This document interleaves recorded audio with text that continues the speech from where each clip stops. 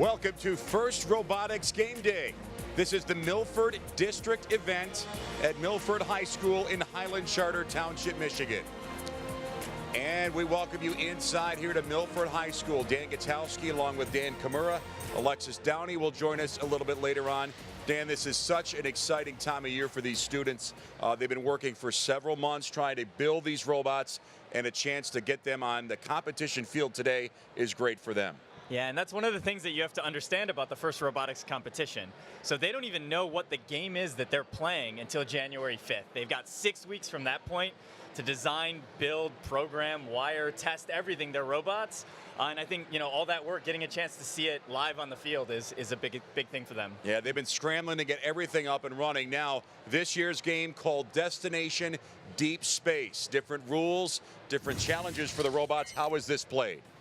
Yeah, so Destination Deep Space, it's a 3 versus 3 game. So we'll have 3 robots on the Red Alliance playing against 3 robots on the Blue Alliance. Our field is 27 feet by 54 feet long, so it's a pretty big playing area. And we play for 2 minutes and 30 seconds during the match. Now, the first 15 seconds of the match is what we call the sandstorm period, and you can see them lowering those curtains down. Those are going to block the view of the drivers. So during this period, the drivers have to navigate with the help of remote sensors, camera feeds, things like that to help them score those points. Now, they're going to start on one of our platform levels. If they start on the lowest level and they get off it, they'll get 3 points. If they start on the middle level, they'll get 6. You can see the curtains will go up, and that starts the driver control period. 2 minutes and 15 seconds. They're going to try to be scoring these hatch panels here. You can see these discs of plastic. They've got Velcro around the outside.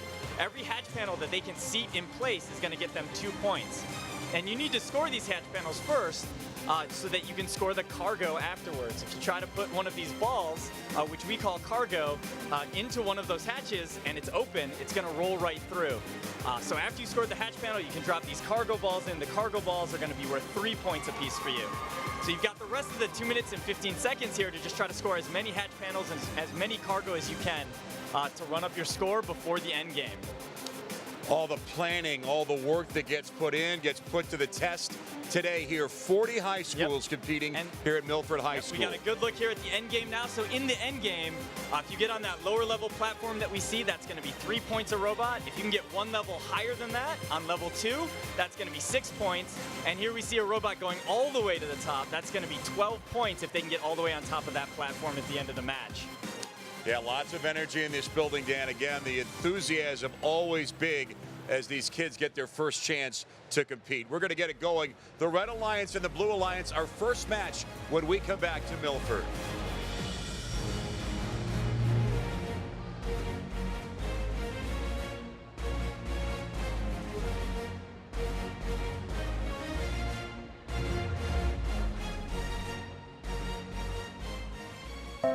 Genius is not born. It's nurtured. It's curious. It pioneers. Genius takes teamwork. It takes patience. It doesn't throw in the towel. It keeps going. Past obstacles, past failures. Until that moment when it shines. Introducing the Generation Genius Project from Consumers Energy, our educational initiative to inspire a passion in science, technology, engineering, and math. Like our sponsorship of Michigan First Robotics. Together, we can fuel the next generation of talent in Michigan. Discover the genius in all of us at consumersenergy.com/genius.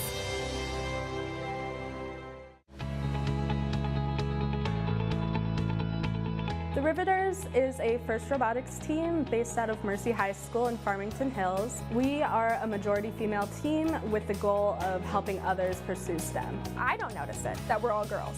But then we get to competitions, and we're like, oh yeah, it's all boys here. I think it's really important for high school girls to see other women in engineering. It's a rare field to find women in, especially our women role models these days. Therefore, it's a rare field for women to feel empowered to go into. The best thing about FIRST Robotics is that it gives the girls an opportunity to try out CAD skills in machine shop and programming and find out what they really like. It's just great to see so many girls getting involved and having fun and learning about STEM.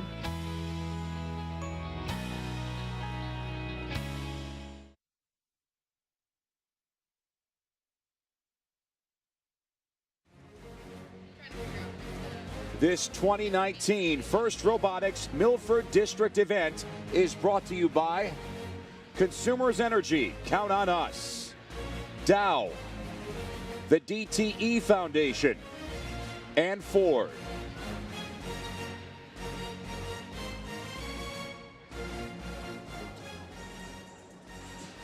Well, we're back here inside Milford. Let's go downstairs in the pits and bring in Alexis Downey. Thanks, guys. The atmosphere down here is so exciting. You can just feel the energy from these teams. These teams have been preparing their robots for 6 weeks for this competition, and these fans are fired up. The First in Michigan competition is the biggest in the United States with thousands of participants, and these kids are ready to compete today. Guys. Yeah, to continue Alexis's point, Dan, you know, we're always kind of tracking the growth every year.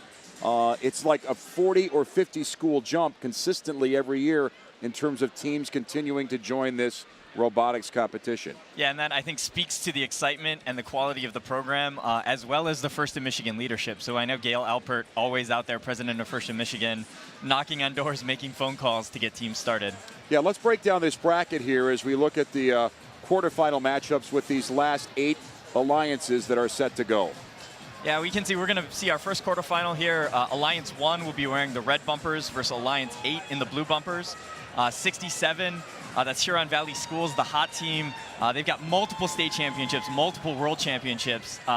Some would definitely call them the best team in Michigan.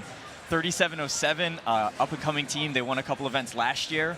So that's a very, very dangerous-looking #1 alliance. Number 8, a great team out of Ypsilanti, 66. That's Grizzly Robotics. And they've been doing this as long as anybody else. You can see those team numbers. The lower they are, generally, the longer they've been participating.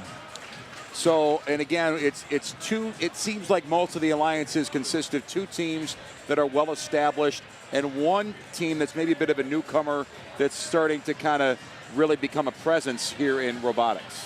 Yeah, for sure. So it's a 24-team bracket. So there's 3 robots on every alliance. And so you kind of get a lot of strong robots on that first pass through the draft. But then your third robot is going to be, you know, who is that diamond in the rough? Who can you find that's on their way up, that knows what they're doing? Because the established teams aren't going to last that long. So again, these teams have been working so diligently the last weeks, months. What are these teams doing, Dan, in these final minutes before they, you know, kind of get the robots rolling on the field? It's the final setup, so I think we had a bit of a delay here at the start. Teams were going out and they were refilling their compressed air, so their pneumatic systems on the robot, they can pre-charge those tanks. And after they did that, now we can see them back in the driver's station, just making sure their controls are connected, their camera feeds are working, everything is checking out on the robot, so they're ready to go. And the fans, you know, we've already touched on the energy that the people that are not in the field of play bring. It's always interesting to see how that part of it grows from year to year as well. Yeah, for sure. I mean, and this, you can see it, right? I mean, this is not during a match, and we've got all this activity and dancing and stuff like that. So I think there is a spirit award that used to be given out, so that sort of encourages this, but I think it's just a really fun atmosphere. Yeah, and this is going to continue building all the way to the state championships in mid-April. So there's a lot more of this to come for a lot of different venues throughout all the state of Michigan. So this is not just a one-off. This is kind of the start of a long-term process. That's correct. We had 3 events last weekend. We've got 5 events going on simultaneously in Michigan this weekend. We're going to have 5 events every weekend for the next 4 after this. So every team gets to play twice, and at that point, the top about 120 teams in the state are going to get an invite to the state championship. Yeah. Teams are, let's, you know, kind of reset too. You know, obviously there's a lot of financial commitment that these teams need.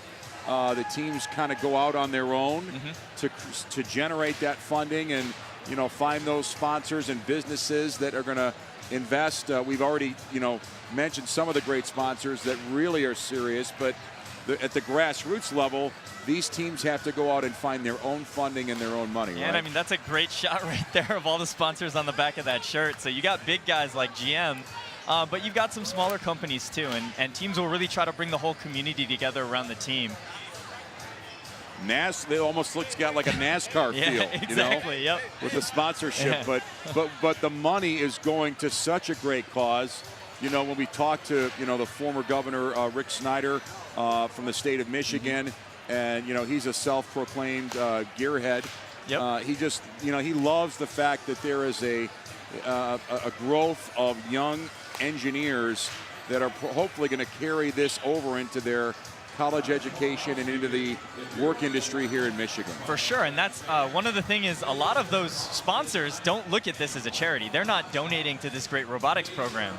They see it as growing their future workforce. So they get these people on these teams, they support the teams, they bring in, you know, they bring in engineers and stuff to help mentor the teams, work with them on the design of the robot. And then they're right there to see, you know, this guy's going to be a great engineer one day. Let's get him in and starting as an intern. Let's take a step back right now and get a kind of a different look and look at the gear at the machine shop and how that aspect helps these robots perform well on a day like today.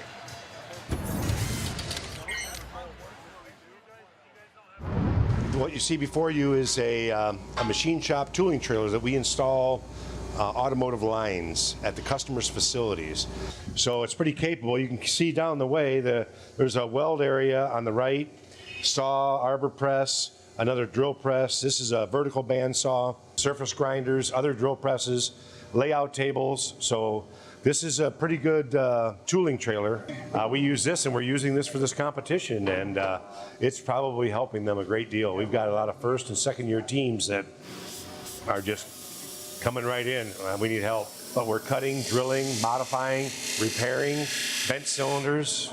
So we're repairing robots that have, you're seeing them get pushed around and bent up and come apart, and we're the team that's helped repairing that. But they're learning. These guys are great little sponges, let me tell you. We're pretty happy to do all this. It really touches your heart going through. These kids want to learn. These kids want to be here. You know, I believe in these kids. We believe in these kids. Yeah, you know, the kids are smart, let's be honest, but they have to have some mentorship and some guidance from adults. And when the two go hand in hand, that's when things can really take off. Yeah, and it's amazing how much a senior on a team can do that's been on the team for 4 years and going through that mentorship process. I used to run a team for many years, and we would start with freshmen on the team who knew nothing, were afraid to touch everything, and that same kid, by the time they were a senior, they'd be in charge of designing an entire system on the robot. Yeah, so many great value-added things come from these kids that get invested in robotics. And you know, when you're first experiencing these events, you know, you kind of come in like deer in the headlights. You're like, where is all this energy coming from? Where is all this? You know, these kids have been working in those, you know, in those labs and those little, you know, workshops, and but the payoff comes here when they get to roll out these robots and get everything going. Yeah, I mean, I think if you covered up the field and couldn't see what was down there, you wouldn't know the difference between this and a basketball game. Exactly, good point. So, yeah, some different components. One strategy thing that we had talked about earlier was the playing field itself is a little bit smaller.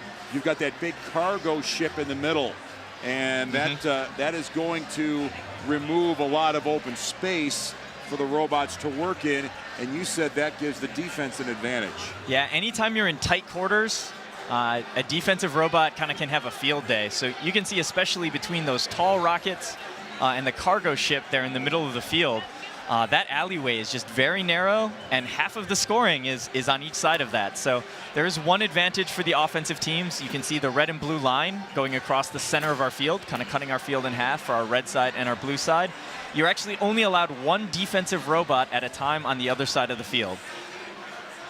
But that one robot can still, you know, kind of wreak a lot of havoc, and I think we'll see that play into a lot of the matches, especially later in the brackets here. And we were talking also about, when is this game actually created? The teams find out early January, but you said that the national organization works about a year ahead. Yeah, they're already working on next year's game, right? Exactly. They try to stay as far ahead as possible. It's just such a tight turnaround once they, finally decide what the game is. But they do go back and they'll incorporate things that they learned this year, make some modifications. And there are a whole bunch of people who actually get a chance to look the game over and kind of try to vet it before it goes live.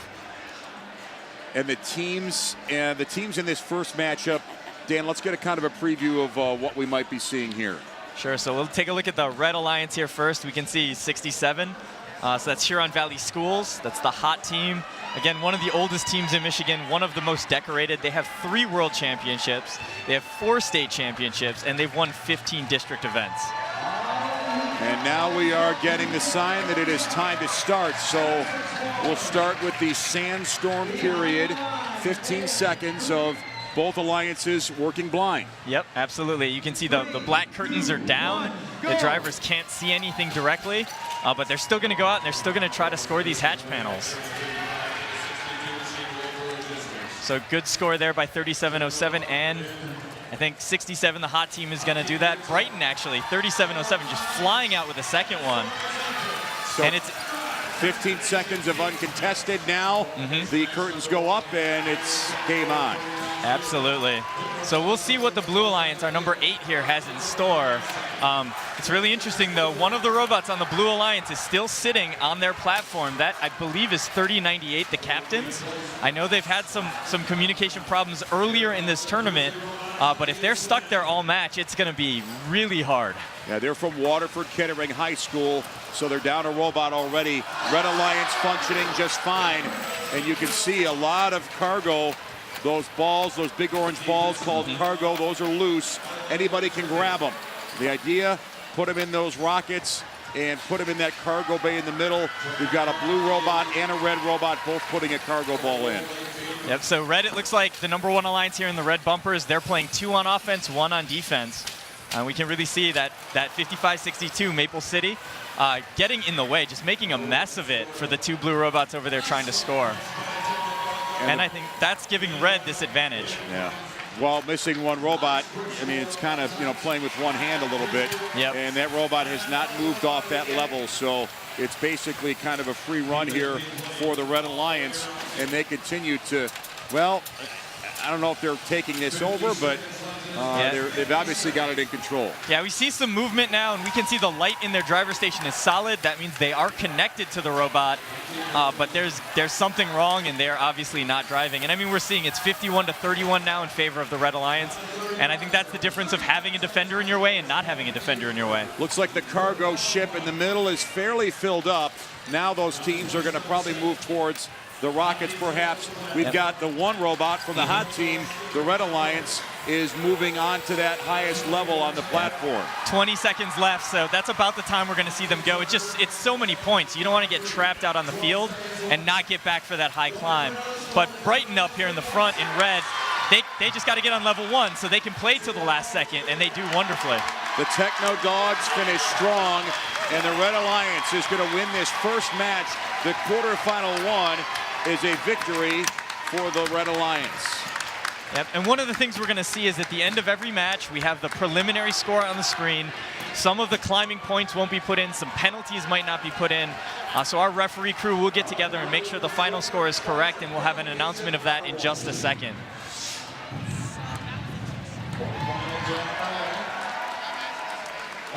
And yep, there's the final score. So the points changed a little bit, 74-43 when everything is finally tallied up, but not a difference in the outcome.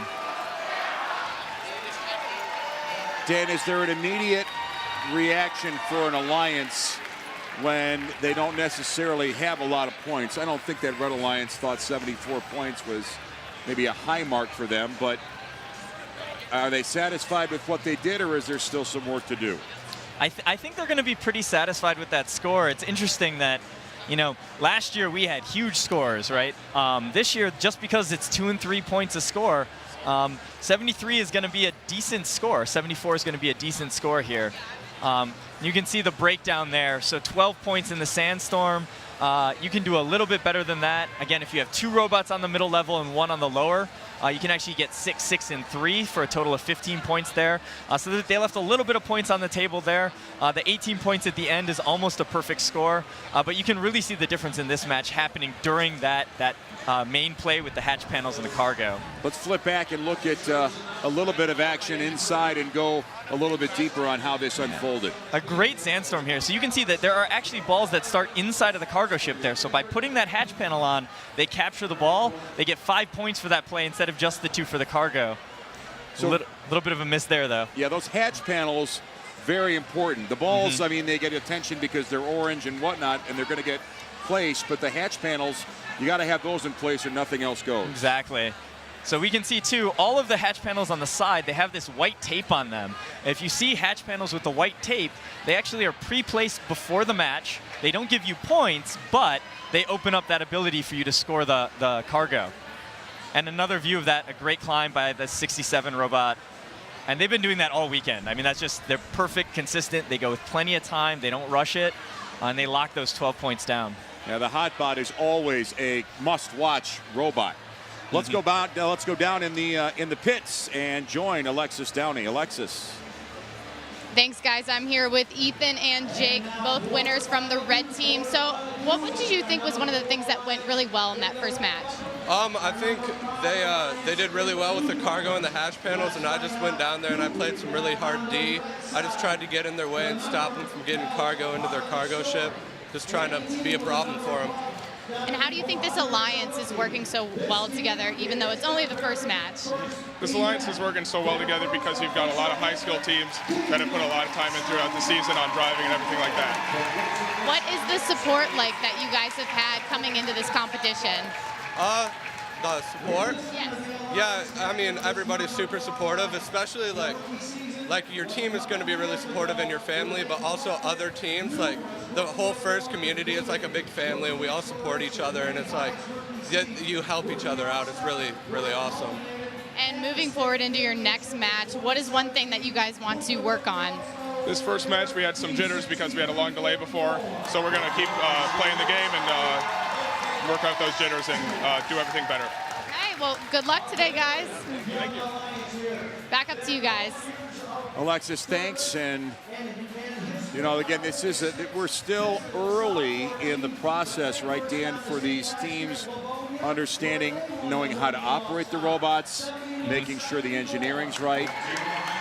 And, you know, so there's going to be still some learning going on. Yeah. Let's pick up our next match and start to assess the field with the Blue Alliance, starting with Yale Senior High School and the Yale Gigawatts. Yeah, a relatively new team, 63-44. So I think they started just a couple years ago. But they picked up a ton of rookie awards back in 2017. That was their rookie season. They actually won an award called the Rookie All-Star Award at our state championship, which is a huge award for a rookie team. And then it's Wixom OSTC Southwest. Yep, brand new team. I think this might be their first event ever for that team. So, you know, but coming in and playing really well for a first-year team as well. What is the referee explaining to them, do you think? A lot of times they'll come in and they'll just ask about, you know, making sure they know the rules, making sure they know where they need to stand. Sometimes the team will have even come over and asked them a question first, too. So the referees are always just trying to make sure things work out. All right, and away we go with the Red Alliance, consisting of OSTC Southwest, the Yale Gigawatts, and the Protobots. Then the Gems, Nomads, and Roborams on the other side. 15 seconds, already lost the hatch panel at midfield, so... Yeah, no penalty for that, and theoretically, you would be allowed to pick that up and keep playing with it. And one robot tips over, and that's the OSTC Southwest in the far left corner. Yeah, and you can see they're running their lift up and down. They're trying to do something, but I don't think they're coming back, so we're going to see another 3v2 here. So major mishap problems in both of these first two quarterfinal matches. So obviously the Blue Alliance now is got a very strong position. And Blue has got a lot of strong ball handling, cargo handling robots. But we're going to see if the Gems 4362 can keep up with the hatch panel placement. Right now, that middle cargo ship is almost full for the Blue Alliance, and they don't really have anywhere else to go. So the cargo ship in the middle for the Blue Alliance is getting filled up. Haven't seen a lot of action towards the rockets yet. Yeah, and we can see there's one hatch panel placed on the near blue rocket, but the way that works, you put a ball in the middle, it could go left, it could go right, so it could get caught by that panel or it could roll the wrong way and fall out. So until they put some more hatch panels on, it's sort of taking a gamble there. So now Red Alliance has 2 robots down, 71, 74. That's the Protobots from Crestwood High School in Dearborn Heights.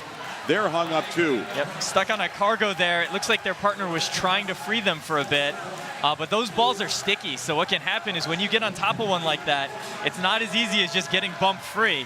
You really, really actually bind up on top of it. Yeah, the balls don't have any weight themselves. They're very light. So easy to lift, not heavy. Yeah, think of a playground ball or a dodgeball kind of, feel. I don't know. I've had some dodgeballs that hurt. Maybe you have too, Dan. That's true. These balls will not hurt, but it looks like the Blue Alliance is going to just coast.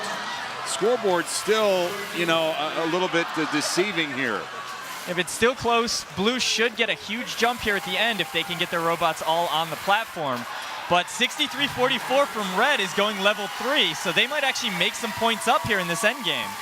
Neil Gigawatts trying to overcome the handicap of having 2 robots. Blue Alliance, no one's up. So 43-62 is on the lowest level for 3. 60-78, though, I think they're touching the carpet, so no points for them. And it's a little bit hard to see, but in the far corner, 72-54 at Potterville High School, they're off the edge. If they're supported by a ball or a carpet over there, they're not going to get points either. We got 12 points for sure for Red, 3 or 6 for Blue, so they're going to make up, 6 to 9 points here, which might be enough. Well, nobody comes into competition in early March with perfect robots, do they? No, and we see a huge improvement from a team from the start to the end of their event, and we'll see a big improvement from the start to the end of the season.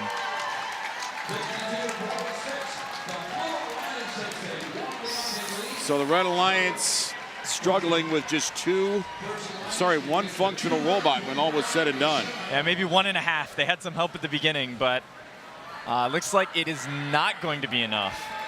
That last second climb.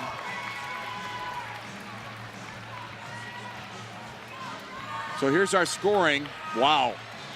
Pretty considerably interesting considering Red Alliance was shorthanded for a lot of this. Yep. And, Sandstorm was even. That's what you would expect to see from a Sandstorm. But the hatch panels and cargo advantage to that Blue Alliance during play when they were up a robot or 2 robots. But you can see that Hab climb at the end, gaining 6 points back. So here's the robot that got stuck initially. That's the Yale Gigawatts. And there they go over too. That's 75-53 OSTC Southwest. And they're really trying. I mean, you'll do anything your robot is capable of to kind of right itself there. Great ball score by the Blue Alliance there. And there's the other one. You can just see, you got to be careful. If you drive into those balls too fast, they will roll right underneath your robot. And here's that end game that we couldn't quite see, but it does look like 72-54 is not touching a ball. They're not touching the ground. You can see they're supported by the platform, so they got the 3 points for that. And 63-44 here, the Yale Gigawatts. No problem getting up to level 3. So if you're the Red Alliance, let's get down in the pits and pick it up with Alexis. Thanks, guys. I'm down here on the side with the team from Regina High School. We have Poet, Marissa, and Jordan. Welcome, guys. How has the competition been for you guys today? We had a shaky start, a lot of troubleshooting and fixing things, but we're ready for our competition at Centerline next week. And what has been one of the hardest things? You guys are one of the only all-girls teams. Has that been a challenge for your team? It can be challenging to be an all-girls team because people underestimate you, but it's good because it helps you stand out and you can prove them wrong and be an inspiration for other girls. They definitely shouldn't underestimate girl power. And moving forward, what's one of the things that you want to work on together as a team? As a team, we want to spread basically more awareness to other girls out there that we can be part of STEM, that we can build up from STEM. And as a team, we just want to build on unity and basically uplifting each other so we can do it. What's one of the best things about competing in First Michigan? Definitely the excitement. It's really like a sport. Not like a sport, it is a sport. You get your workout in, running the robot back and forth, you use your brain power to figure out problems, strategy, it's great. Well, thanks guys and good luck. Thank you. Back to you guys. All right, Alexis, let's move on to our next match, third quarter final.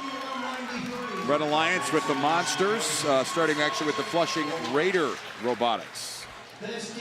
Yep, they won their division at the Michigan State Championship last year, or 2 years ago, sorry, in 2017. Then the Walled Lake Monsters from nearby Walled Lake Northern High School. Yep, 2017, a good year for this alliance. They won the Lansing District event that year.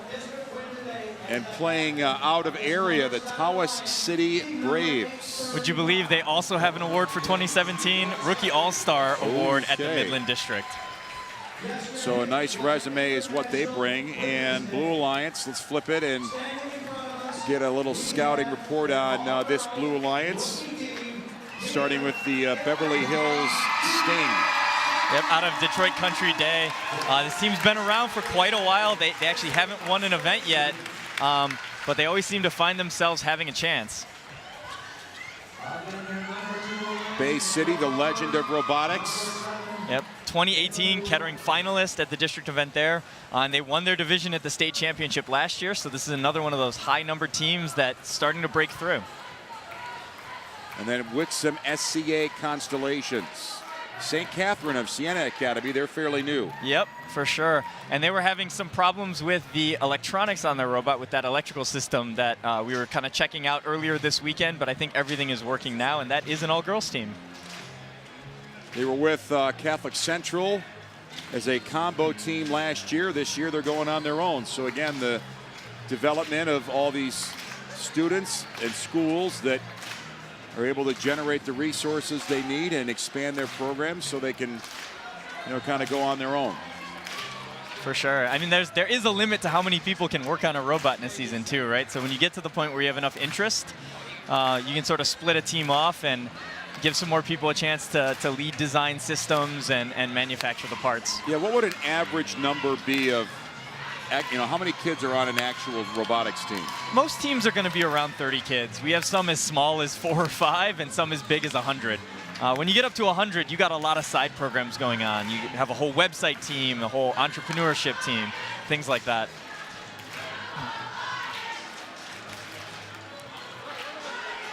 Looks like they're replacing one of the team number signs on the field. So not only are the robots, you know, a technical thing, they can have technical difficulties, but the field as well. We have a server that runs the field and a bunch of signs and displays that are all hooked up. We can see that one there. They're just getting a new one hooked on. I think it was winking out in the last match. We had it go dark. So they're going to try to get a new one up there so, you know, we know who's playing. So great field crew here. We have a bunch of FTAs and FTAAs, so technical advisors for the field. We can see that's Melissa Dunphy there with the blue quarter zip and Julia Green, 2 of our really experienced field techs. So they're checking out what's going on. So I think what this actually... What's she holding in her hand there? So the big thing. She's got, I think that's a flashlight, but she's got her phone out. What actually happens is these signs have some switches inside. Little tiny dip switches, and you got to put the dip switches in the right position depending on what you want the sign to be. And since this is the spare sign that they're grabbing, they've got to figure out what the dip switch settings have to be. So yeah, we can actually see the chart there, with greens are up and reds are down. So I need off, all right, on, off, off, off, off, and the 7th pin is on. What about 8? 8 is on. Let's try that. Well, there you go. You can't get much more in the know than that. Uh-huh. So now when they plug it in, it should recognize itself and start working fairly quickly here. I can see from here, it says 8:35 again. Much better. So sometimes you just got to roll with the punches a little bit, right? Yep. So the curtain comes down for the Sandstorm, and this is our third quarterfinal matchup of the afternoon.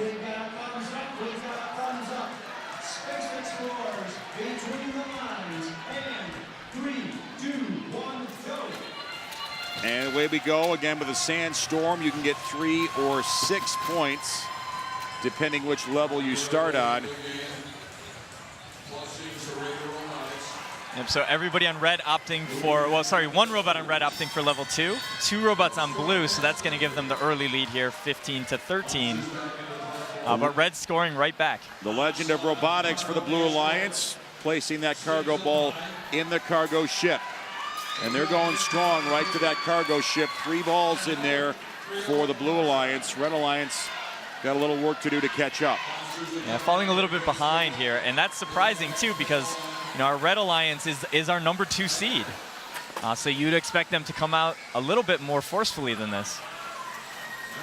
75-89 SCA Constellations placing their hatch panel on that rocket. So again, you get attention to the cargo, but those hatch panels are really important. Yeah, and we'll see these teams jump out to a big score with the cargo because they've got those null panels on the cargo ship for easy scoring opportunities. But once that's full, I think that's when we'll see alliances start to differentiate themselves. Blue Alliance trying to put that 1 cargo ball in there in that rocket. And by the way, if you fill up the rocket with cargo, the nose cone lights up, and that's points too, right? Yep. Well, it was a bonus ranking point, which will help you a lot in our earlier part of the tournament where teams are playing with random partners and random opponents, our qualifying rounds. There's actually no bonus for that anymore now that we are in the elimination phase of our tournament. But still a nice bonus just to get the thing lit. If you fill a rocket, I don't think you need the bonus. I think you're probably going to win the match right now. Good point. Red Alliance trying to keep up. Only down by about 10 here as we close inside 35 seconds left. And Walled Lake 308 on the top there, doing a great job of filling that rocket. I mean, they got the bottom all done, 2 hatch panels on the middle level, but they're still not closing the gap on blue. Blue Alliance has loaded up heavy in that middle cargo ship. Red Alliance still about a 10-point swing, and now the Blue Alliance making their move onto their levels, working in tandem to push themselves up. Well, that's great teamwork there. Red Alliance looks like they'll only get maybe, they got all 3 on. Yeah, or is that one off? That is close. I think they're on. That's very close. They got that little bounce the other way. Yep. And if they get it, looks like unofficially it's a 2-point win for the Red Alliance. Yep, so end game, they've got that robot on level 3 for 12 points, 1 level on level 2, 1 robot on level 2, 1 on level 1. So that's going to be a total of 21 there. Blue Alliance coming back with just 2 6s and a 3, so they've only got 15. So that is a 6-point swing in the end game for the Red Alliance, but will it be enough?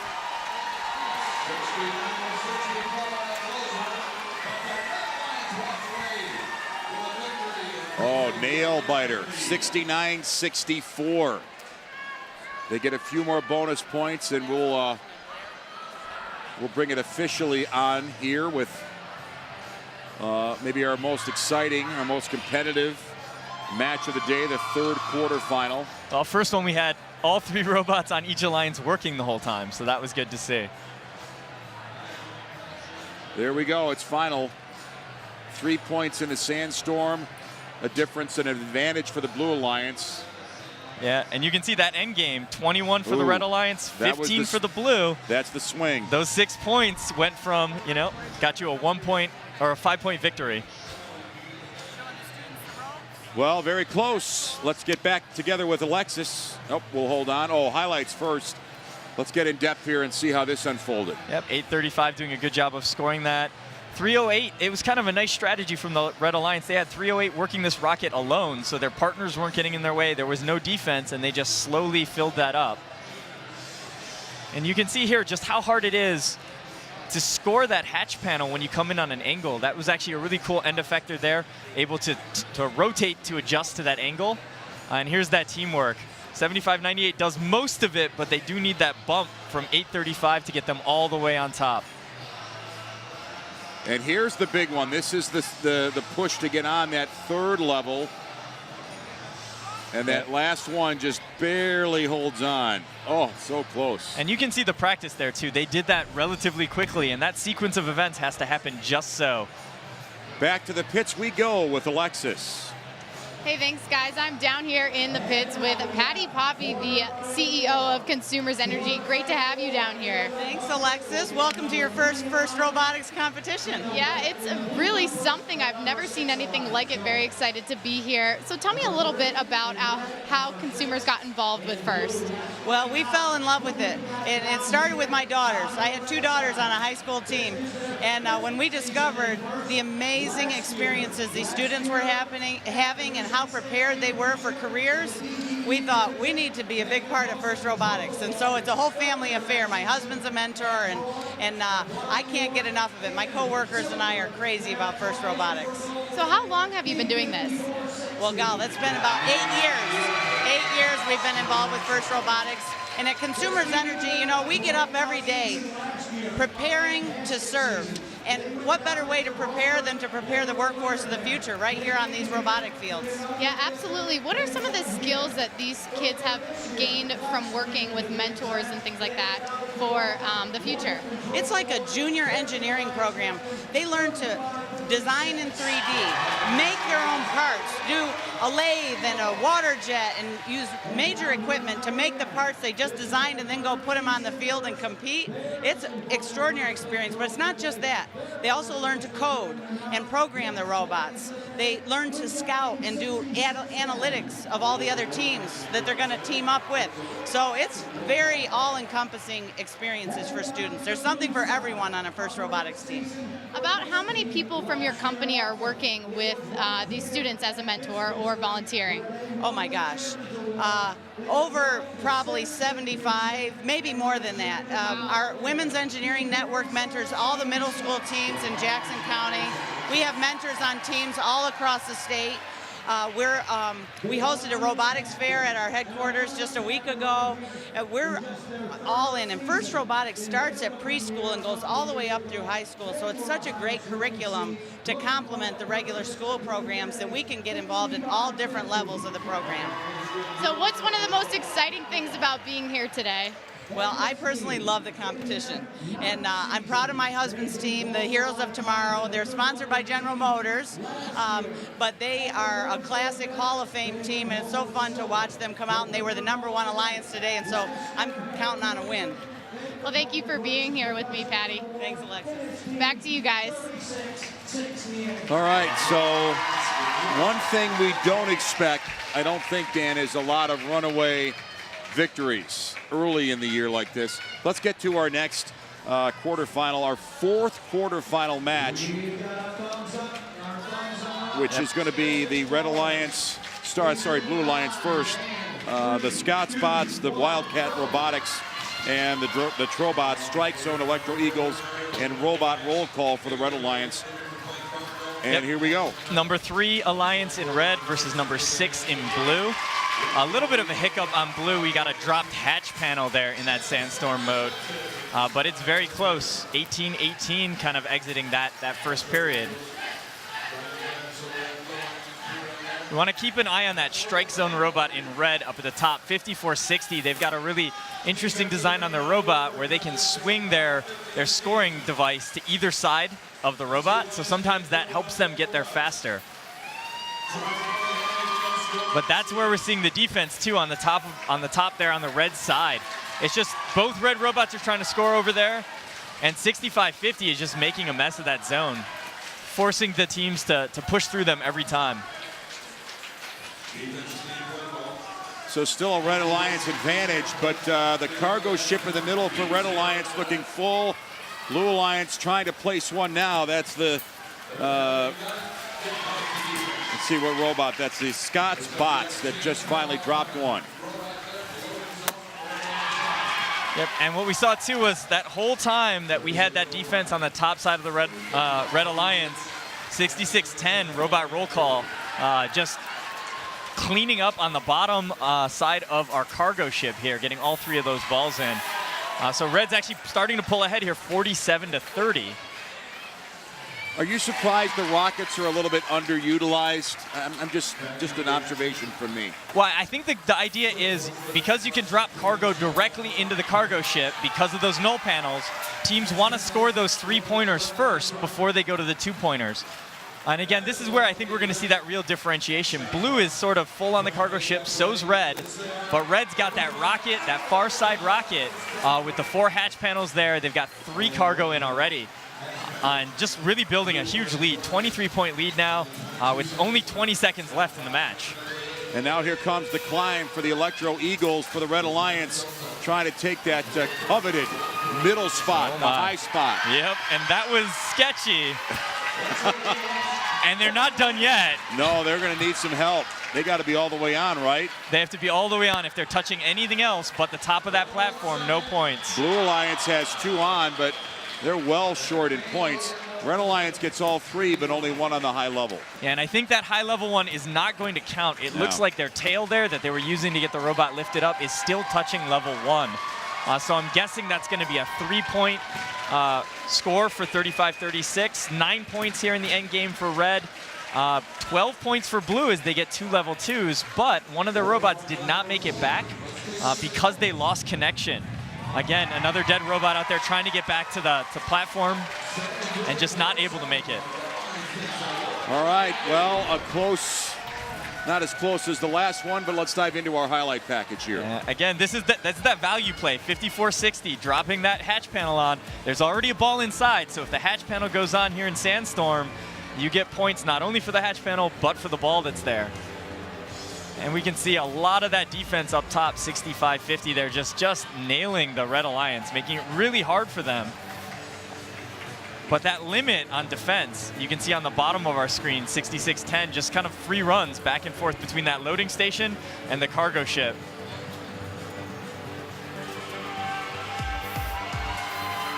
The Blue Alliance also doing a great job. Our number 6 Alliance here, filling that cargo ship up. No problem, despite the defense there of 66-10, able to drop that one in. And we can see this double climb. All right, here's a question. Are all of the robots designed for the high climb, or can some just go for the low climb? It's up to the team at the beginning of the year. And I would say we've got maybe 1 robot on every Alliance that can go high, and everybody else is middle or low. There's our final score with a great Red Alliance score in the cargo balls. Yeah, just running away with the hatch panel and cargo score and not able to keep up was our number 6 Alliance in blue. All right, so our 4 quarterfinal matches are done. We will step aside and come back with more. It's the Milford District event of 2019, First Robotics Game Day. More after this. I wasn't interested in robotics at the time, and then as soon as I went to my first competition, I was like, I can't not do robotics. Robotics allows me to apply my skills to an actual engineering problem. So especially in this past year, I've learned that robotics is more than just building a robot, getting it to competition and driving it. It's also what you do in the community and how you help others as well. Most kids don't have role models for this. They have so much technology in their lives, but they don't really see where it comes from. Once they see how exciting the field can be, it really lights a spark in them, and many of them stick with it from that point on. It's particularly important to me because I am actually a product of the program. I was a student on a First Robotics team. I know how much the program can do for someone. I wouldn't be doing what I'm doing now if I wasn't involved in that program. The mentorship that I had then was kind of what drove me to come back to the program as a mentor and kind of help the next generation of students. And I've even told some of the students that I've worked with that are now in college that the only thing I ask of you is that someday you will do this for somebody else and continue to pay it forward.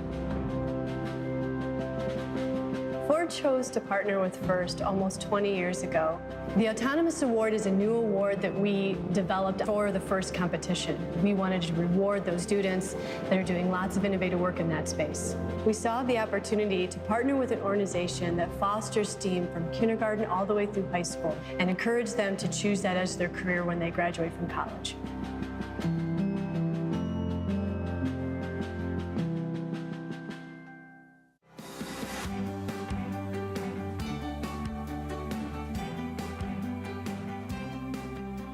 It's really nice to see that DTE and other sponsors have our back. They're investing in our future, which is investing in their future. I'm an engineer by background. I'm in the industry. I see there's not a lot of students in the STEM field right now, and we'd like to help increase that talent pool. I am working in an engineering atmosphere that's very similar to a real-world experience. Getting exposure to what kind of opportunities they can get, it empowers them to grab those opportunities. I think FIRST Robotics is more about pursuing your career. It's not really about the championship, but what you can get from building the robot and working with your teammates.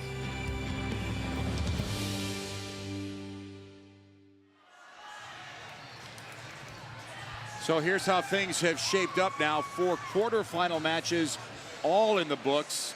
And we've got Red Alliance, Blue Alliance, Red Alliance, Red Alliance. Yep, so our higher seed winning 1v8. You expect the #1 seed to take that one, and they did. Down at the bottom of the bracket, 2v7 and 3v6. Our higher seeded team, again, winning that. 4v5, that's usually where you see the most upsets because they're so close together there. Blue Alliance coming in there and taking that one. But remember, there were robot issues for the Red Alliance that match, and it was actually very close despite that. So 46-52, just a 6-point win for our #5 Alliance in blue there. And so you gotta think Red's got a chance to come back on that one if they can get all their robots functioning. All right, so let's start previewing what's coming up next now in our semifinal match. Huron, the hot team. Yeah, Blue so Alliance. Yep, Red Alliance here. Sorry. Yep, our #1 Alliance. You know, they were dominant in their first match. I mean, I think they had the biggest margin of victory. They won by 31 points in that first match.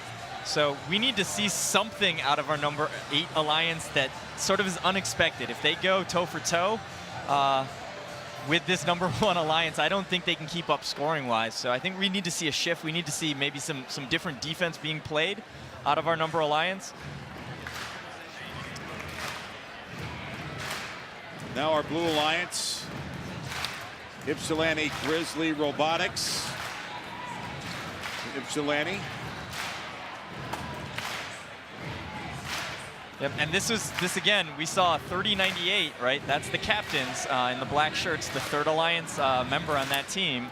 Of course, the other being 7178 Yeti out of Walled Lake Western High School. But this team here, 3098, the captains, they sat on the platform the entire first match. They never moved. We did see movement from their robot, but they were never able to drive anywhere and participate in that match. So if this robot comes back to life, that could change a lot as well. The reality is there's only so much testing you can do on your robot until you bring him here. And it's every match, I always say this when I'm helping teams out, every match is so precious here. You know, you lose 2, you're out at this point. So if something's wrong with your robot, you can't really take your time to do it scientifically. Let's test this one thing and see if that was it. You gotta just sort of shotgun the problem and change everything that you can change in time. But they did look calm. They had their robot out there with plenty of time, so they've got to feel like they've got whatever the problem was figured out.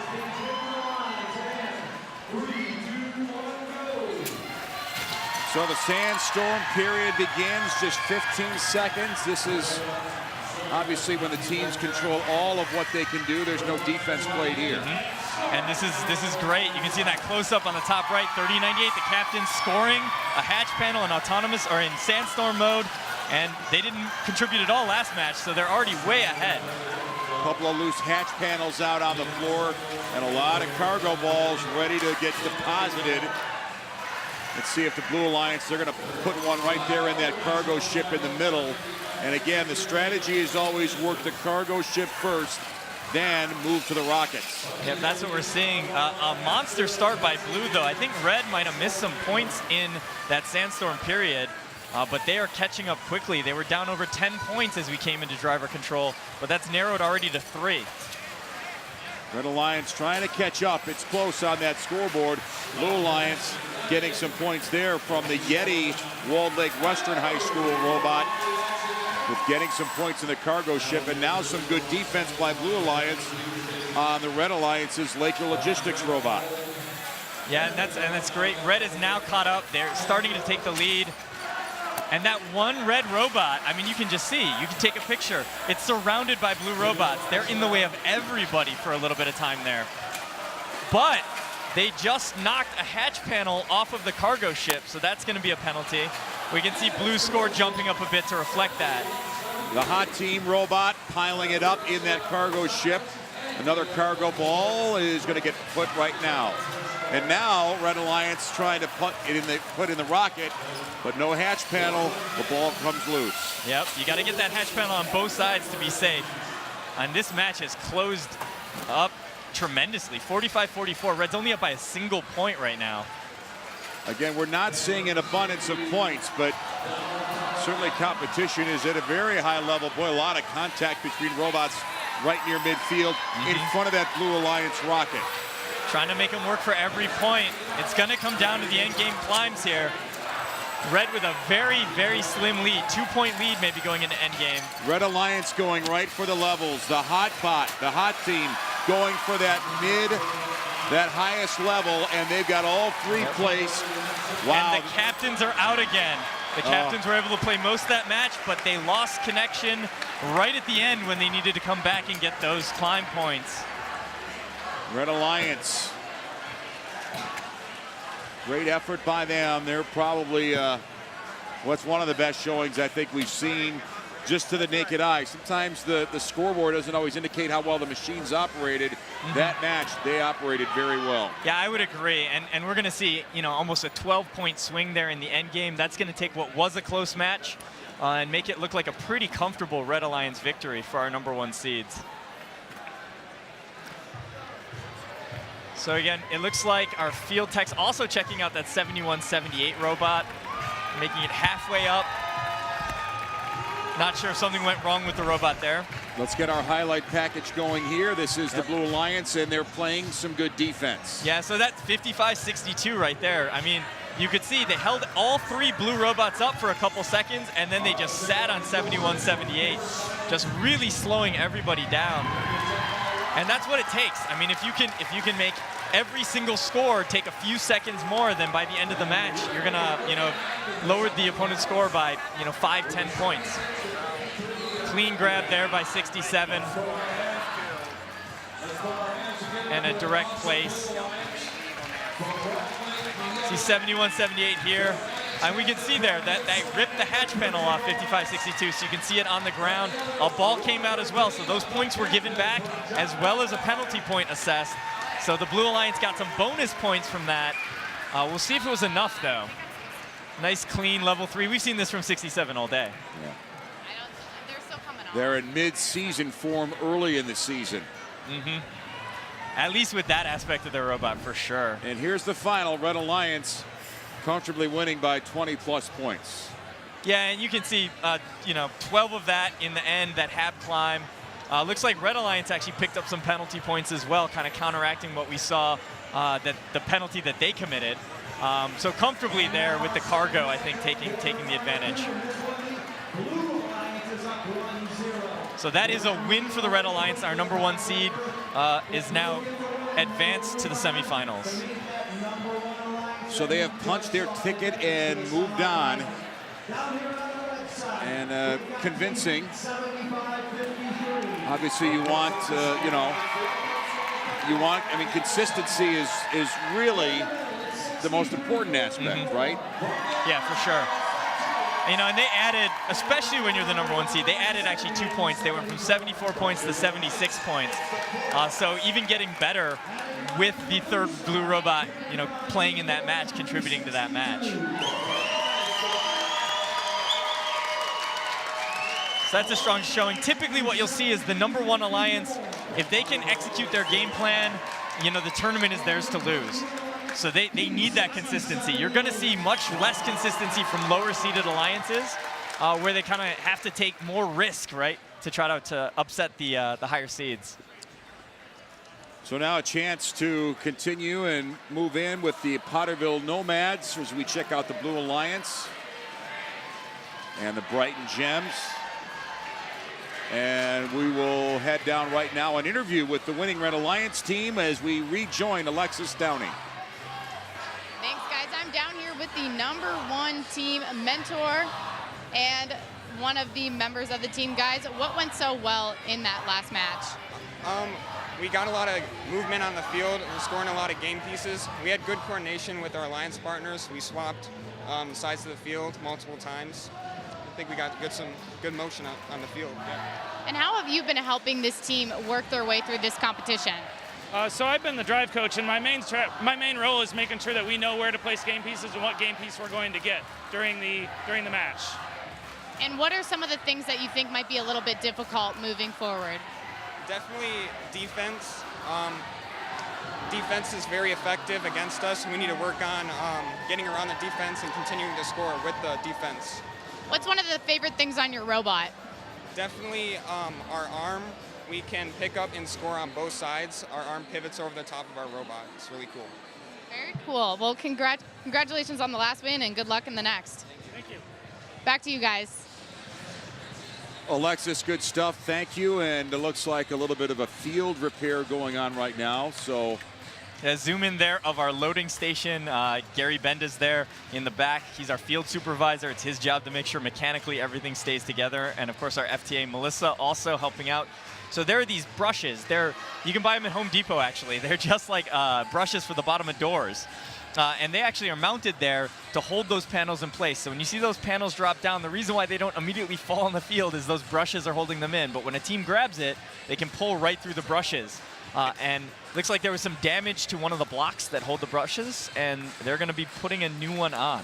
And if you're keeping score at home, and of course you are, Dan Kimura knows pretty much every single person personally that's working on the field. You've name dropped everybody so far. Well done. If it's the technical staff, I've probably worked with them at an event in the past, so yeah.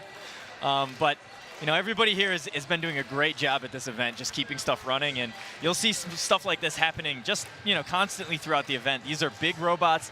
They're 120 pounds plus up to 15 pounds of bumpers plus 15 pounds of battery. So you got 150-pound machines down there slamming into stuff, and it's going to show some wear and tear after a couple days. And now let's hear from one of our main sponsors, Ford.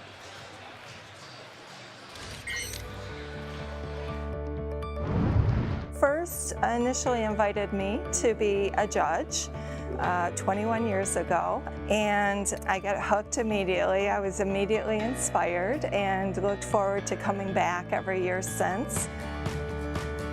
Ford is interested in being a part of this program because the students are learning the skills that we use every day.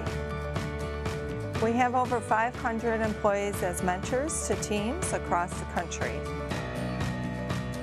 More than just the technical competency, they're learning the culture about cooperation and professionalism, being gracious competitors. So that's all important in our business. In the auto industry, we collaborate on various projects across different companies.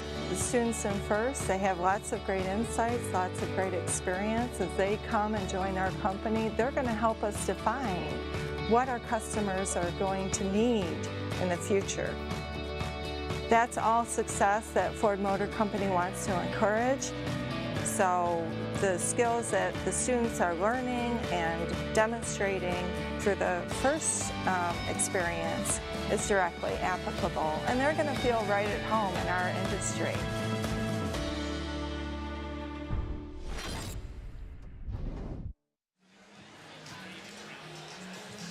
Well, obviously events like this don't happen with just, you know, sweat equity. You need the corporate enterprises to step in, and you know, there's a long list of companies. Ford is one of them. Just so many great businesses that are willing to reinvest in, you know, engineering and the future of what can grow in this state. So You know, just a great thing to rally around. Yeah, for sure. I mean, you can see down here below us that row of people with the blue shirts on. Those are all judges, and most of them are coming from those companies. So we just saw, yep, got some great shots of our judges there. They actually give out a whole bunch of awards here. We heard earlier about the Ford Autonomous Award. We also have, you know, technical excellence. We're giving awards out to, you know, the best business plans, as well as, you know, you get all kinds of stuff. We have a award called the Chairman's Award, which we give out to sort of the team that is the exemplary role model team at the event. And those judges are interviewing every single one of these teams to make their choices. Still working.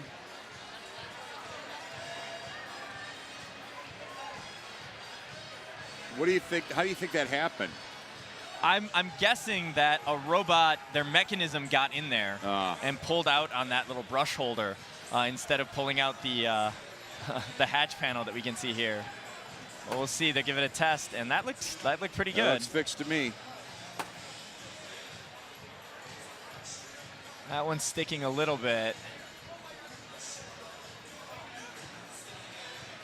We'll see. We want to make sure the field is fair, though, right? Before we start, we don't want to give an advantage to one alliance over the other because something is wrong with the field.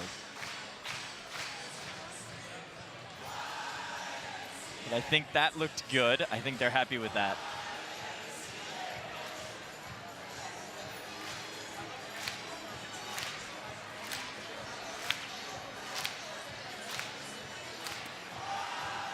So as we're ready to go. Another quarterfinal match.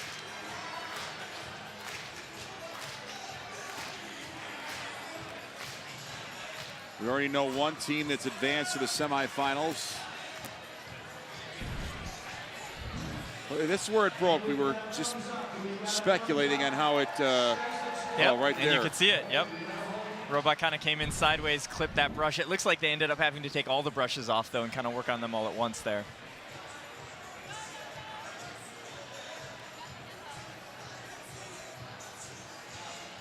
All right. Looks like the field delay might have caused something to happen in the driver's station.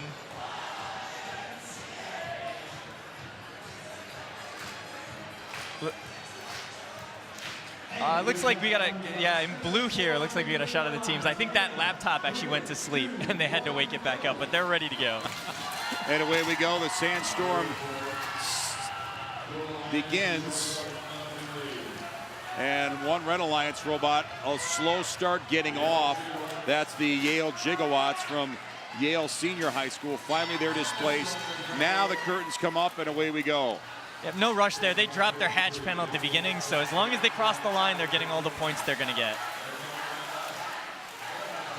Good scoring in the sandstorm period. Now, let's watch those cargo. Let's watch the cargo ship get loaded up. Blue Alliance trying to pour it in. And very close right now, 21-20 for the Blue Alliance.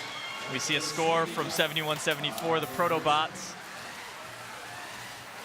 Yeah, Yale Gigawatts trying to place one of the hatch panels on one of their rockets. Looks like Blue Alliance a momentary lead. Now Red Alliance reclaims it. Yeah, we saw a dropped ball there by the Nomad 72-54 out of Potterville. And that sort of is our difference right now. Red pulling slowly ahead. And remember, Red lost this match, the first matchup. They lost it 46-52. So they need this one to stay in it. Oh, good defense there by the Red Alliance and the Protobots robot moving that Robo-Rams robot for the Blue Alliance. They were perfectly happy. They were lined up and just got taken right out of that shot. Robo-Rams with a good pickup. Trying to put that ball, that cargo ball in. They do. Boy, this is couple bounces. Yeah, a couple bounces, but it went in. That cargo ship getting very filled up. One of the Red Alliance rockets has 2 cargo balls on their base in that rocket. Yep, and we'll have to see if that one counts. I'm actually not sure what the rule is. I think the hatch panel on one side is on the ground, So I know the hatch panel doesn't count, but the ball is staying inside the rocket. So we'll see if they get the 3 points for that. Sometimes gravity helps. Yep. Another great climb by 63-44. The Yale Gigawatts again up there on level 3. Blue Alliance kind of struggling getting on the level. Well, they're all over the place. They're not going to get anyone in that center spot. And that's going to cost them points. Red Alliance wasn't perfect either, Nope. but it looks like they're going to have enough to win this match. Yeah, I think so too. That one level 3 climb is very strong. They did miss one. You can see in the front ground here, one red robot is just off the edge. They missed their run there. Blue, all kinds of chaos though, trying to get their climbs done at the end. And I think that's due to them playing late in the match. They knew they were behind in score, and they were just staying on the field longer to try to make up those points. And autonomous, yeah, drop the hatch panel there. They're not that concerned about that. As long as you get across that red tape line, there it is for 3 points. They're happy enough. And this is the Robo Rams out of Holt Senior High School. Just doing a nice job of making sure those balls go in. Are you noticing a stronger improvement from the second set of matches from the first? I think that the teams have had a chance to settle down now. It looks a little bit more cohesive. They're making better decisions, but you know, every match is you're going to get a wrench thrown at you. So we saw some hard defense there, making a difference. The Red Alliance really taking them out of play for a bit. But this happened in the first one. It happened in the second one. This Yale team is just, they're prepared. Dialed in. They're going to get those 12 points every match. And there's the Blue Alliance kind of struggling, the Nomads. As we bring the final score up, Red Alliance winning 59-44. They win the climb, they win the cargo, they win the hatch panels. Not by much, but by just a little bit. That's enough to tip them in the win. Yeah, for sure. And we saw that, you know, just close match all along. And then, you know, they sealed it with that third level climb. So the tiebreaker match now will be forced as a result. So we're going to go to 3 matches between these two alliances. Yeah, and that last match is always a tough one. And we move ahead now to our next pairing.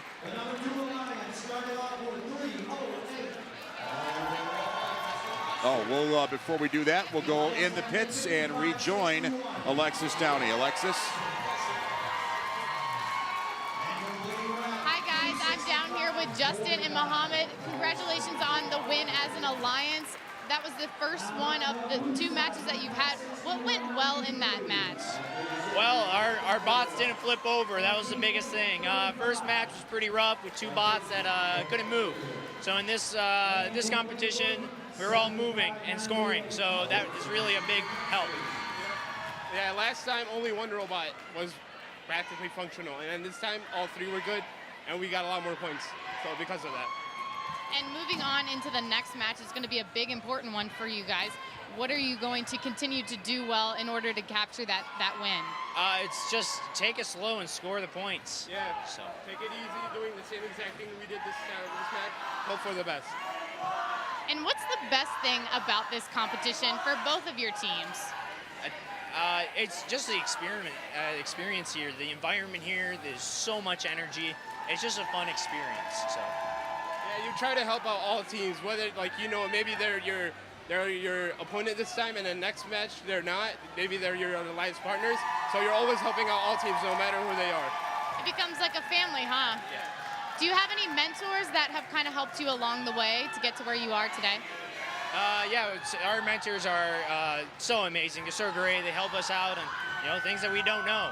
They got more experience than us. We're a rookie team, and all 3 of our mentors have previous experience at first. So it's huge to have just their experience. We have our biggest mentor is actually our coach also, who spends way too much time on robotics, honestly. And then he's really dedicated. It's our 2nd year right now, and he's doing a great job with all that FRC. It's a big task. Well, good luck in your next match. Back to you guys. Alexis, thank you. Yeah, good comment. He says the coach spends too much time with them. It's great though. That's the only way these guys learn, right? I know that feeling. Yeah, it's an intense program. We talked about the 6 weeks, and you got to put in a lot of hours after work to get these robots finished. Some more brushwork going on, we can see. Same problem. Is it the same area or somewhere different? It's the same. That's the same corner that they're working on there. So they were content with the fix for one match, but it looks like they want to try to do a little bit more. So this is back to the first time that it got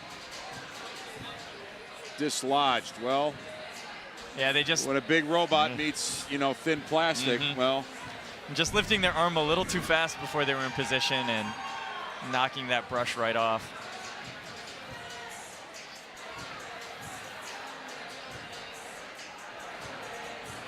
so will they do a deeper repair or?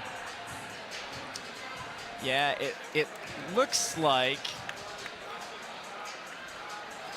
they might have ripped the holes that were holding that brush in place, and so they drilled a new set of holes so they can bolt it in a slightly different spot here.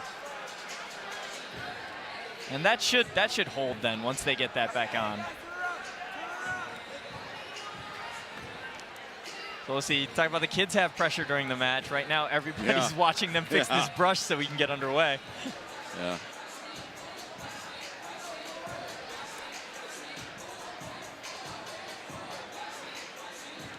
And I don't even want to bring up a word, but last year, was last year the power failure? Was it last year? We did have a power failure. And that was about a 90-minute cooling period, wasn't it? Yeah. Yep.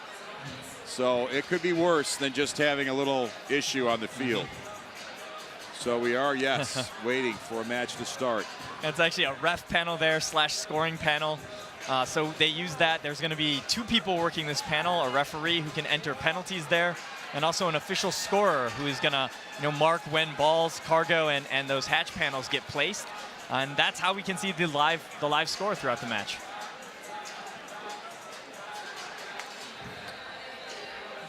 But the energy never really fades, though. There's always, some energy in the building.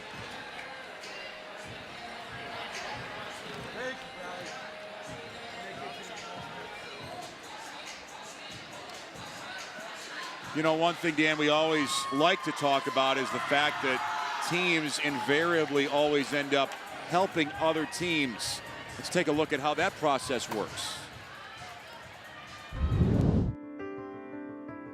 If any team comes up and asks you for help, you always help them. Some of the rookie teams, they need help with, let's say they need a part that we'll lend them, or just for example, a team here, they actually only had 1 student on their team, and we sent a few students to kind of help them work through their robot and try and get them up and running again. We always love helping other teams and doing whatever we can to help them learn and grow. For my team, I think it was rather unique because we were just splitting off from our sister team. So I actually had a lot of upperclassmen from an opposing high school as well as our own that were helping me learn the ropes. Especially because you're working as a team, you're never going to be doing something individually, so having to cooperate with not only your own team but also other teams and learning new things, especially when you're a rookie team. Our team is a veteran team. We've been doing this for 11 years now, so it's our responsibility to help other teams for sure. Well, today we had a very big problem about our batteries. Our batteries were not charged properly, so we had to get help from other teams. There's been instances even this season where we've traded parts, say that they need for their kit of parts chassis that we don't need. So we'll give them those parts that they need and they'll give us parts that we need. It was just our pit charging station was not working, so teams offered to come out and let us use their charging station. It's more like a family, the whole first program, in order for us to all work together and help each other while also competing. Just because you're competing doesn't mean you can't be friends and be good colleagues, so. Yeah, it's not rare that it's kind of in a team sport that's an athletic event, you don't get that kind of, team spirit, but they have it here. Here we roll into our next matchup here.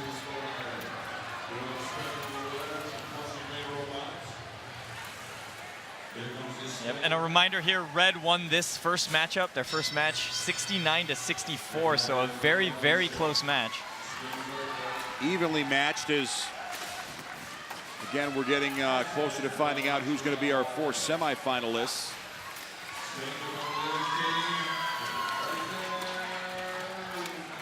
A little bit of a jam going on that loading station up at the top for red, but 308 Walled Lake handles it no problem as they start working on that top rocket. Blue Alliance and Red Alliance very close here. 61.93 for Blue Alliance, trying to load up that cargo ship. That's the Legend of Robotics, coming all the way from Bay City. And we see Blue hanging even here, keeping it close, but they've only got 2 more spots in the cargo ship left. And then they're going to have to put some hatch panels up, and they haven't put a single one up yet this match. Red Alliance filling up the rocket primarily. Now they dump a little bit into the cargo ship. Yeah, they just, by putting those panels up, they have more places to score, and I think that's what we're going to see now is Blue can score 2 more easy cargo for 6 points, and then it's going to start getting way slower for them. And another hatch panel Red trying to place another hatch panel on the rocket. They do. Yep, so 2 more places to put cargo, and they still have 2 spots left in the cargo ship, whereas Blue's cargo ship is now full. So they've got to get hatch panels up or they're going to fall behind. Yeah, this is still very close. Another good cargo ball placement for the Red Alliance in that rocket. They are heavily invested in filling that rocket with cargo. And we can see, too, that's an 11-point lead now. There's a Blue Alliance robot that seems to be, well, now they got it back online. That's the Sting from Detroit Country Day. Yeah, just not driving the way they want it to drive. And they have a ball, they're out on the field, but there's nowhere to put it because there's no hatch panels. Blue Alliance going to go all in on the levels, trying to go on the side levels. Red Alliance already has their Greater Robotics robot in that center spot, and they're going to have a big lead here as time ends. Yeah, so looking at the end game, 2 6s and a 3 for Blue, 1 12 and a 3 for Red, so that should be a wash. Red's advantage going into that end game period should be enough to see them through to the semifinals, but we will have to wait for the final scores here. Let's roll into our highlight package. And you can see Blue on the cargo ship where there's spaces to put those cargo. They're able to score them quickly and efficiently. It's later that they started falling behind once that was full. And we can see 308, that big difference maker there on that red rocket. 2 levels of hatch panels in place. That's a lot more places that they can go to score that cargo. And here's a great look at 308 going to level 2 and 5561 on level 3 for the 15 points total. Blue does answer back in this final period. Again, that teamwork, 835 working with 7598 to get them up on that level 2. And let's bring it final now. Another Red Alliance win, so they win 2-0, and that's going to move them on. That's what we saw, so, you know, a great showing from our number 2 alliance, and their scores are not too far off from what we've seen from our number 1 alliance, so if they meet in the finals, we could be in for a good match there.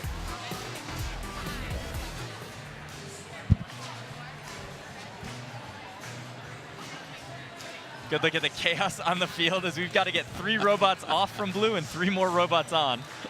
Never a dull moment here at in Milford.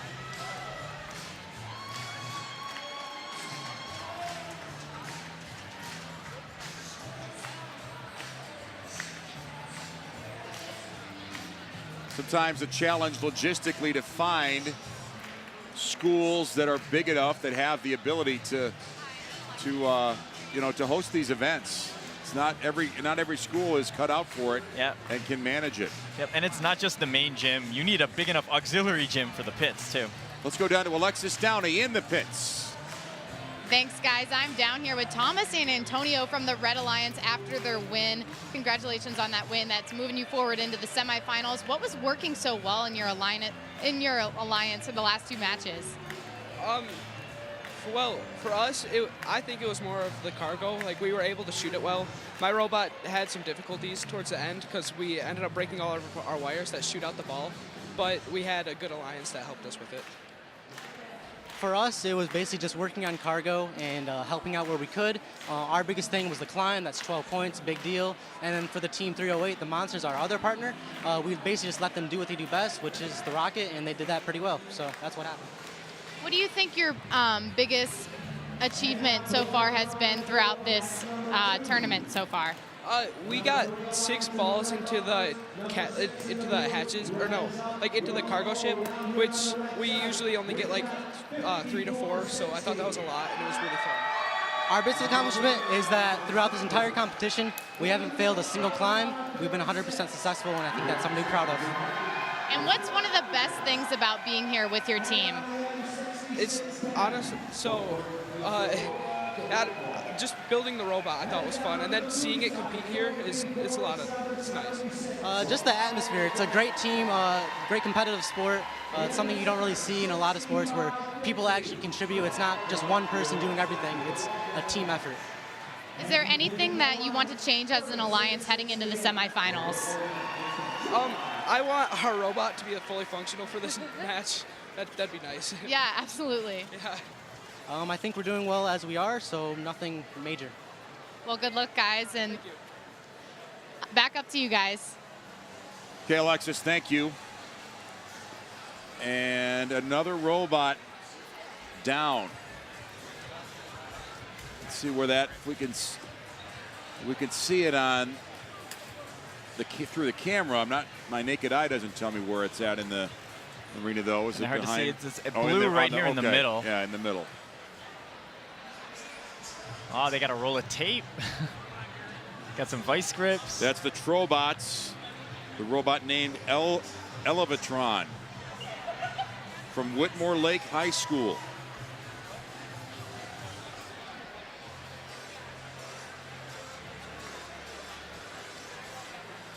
Trying to figure out what's going on here. It looks like, it's kind of hard to tell from this position, but it looks like that robot is not inside its starting configuration. So robots have to start within a certain size, and you can kind of tell the bumpers around the outside of the robot, all of the mechanisms of the robot have to start inside of those bumpers, and it looks like they have an appendage here, a collector to suck up the cargo that tips out, and it looks like it was not staying up and folded in, but it looks like it is staying now. So the ref came out, saw that it was tipped down, said, you guys got to fix this. We can't start the match until it's fixed, and they were able to do so. Now, a lot of times these quick fixes on the field, though, don't always work. So we got to see if the match starts, if that's functional. So it's like a Band-Aid. Yeah, it's hope, a Band-Aid. You hope. Yep. But you don't know.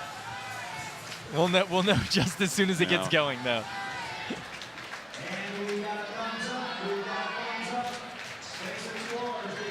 So the Trobot, we think, has been fixed, and away we go. And our number 3 alliance in red versus number 6 in blue. Our number 3 alliance in red winning the first matchup 73-47 and jumping out to an early lead here in autonomous mode as well. So the curtains come up. And we're diving right in. Red Alliance and Blue Alliance. This is very close. Hatch panel. A couple of Red Alliance robots bump each other. Yeah, it's really important to have good coordination. We talked about how a defensive robot can clog that channel, but you can clog that channel against yourself if you're not, coordinated with your partners. Robot 5460 to strike zone from Lapeer. Their Genesis robot, a successful hatch panel place on the higher level. Yep. Why would you go high and not go low? I think they might actually be able to see that one better. It might be easier for the robot to go up high there. We've seen a little bit of that from them this weekend. They're working on the rocket. They've already got a few cargo balls in the cargo ship in the middle. Blue Alliance, a modest lead, a lot of time left. And we're looking at, well, not a whole lot of defense. Well, there is on a the little top bit, on yeah. red, yeah, they're really shutting down that lane. They just chose to leave, but they slowed 35-36 down for a good 15 seconds up there. That's on, but barely. Barely. That counts for the 2 points, but I don't know if I'd drop a cargo in that. Good point. And they're working on the rocket on the other side, the Red Alliance is. So they're trying to get them on both rockets. Blue Alliance really hasn't gone heavy on their rockets yet. They do have a cargo ball in on one rocket, though. Yeah, that bottom is the only safe rocket that they've got for Blue. Red, I think, a really smart move to switch sides of the field there. Basically spread out your scorers. It's gonna limit the effect that a defensive robot can have. Got 30 seconds left, so we see 35-36. The Electro Eagles going for their climb. Yeah, that's Swervy. That's the name of their robot. So Swervy's well in place. I don't know, though. Not quite all the way up yet. We didn't see that lift in the first match either, costing them those points. Maybe that's why they started early again. They're all in on the trying to get on that on those levels. Blue Alliance doesn't look like they're going to have enough to get that center square. No, I don't think any robots are capable on the Blue Alliance. And that was close, but the Electro Eagles did finish that climb this time.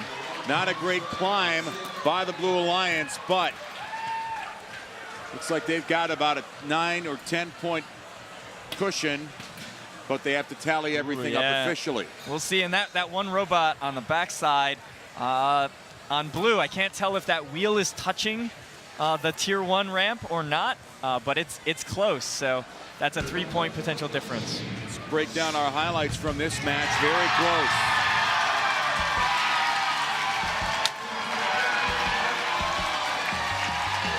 So there's the cargo being placed in this cargo ship by the Blue Alliance. Just consistent, getting all of the points that they have available to them there. Here's the Electro Eagles kind of doing the same. You can see some good movement sideways there from that robot. That's a very good robot.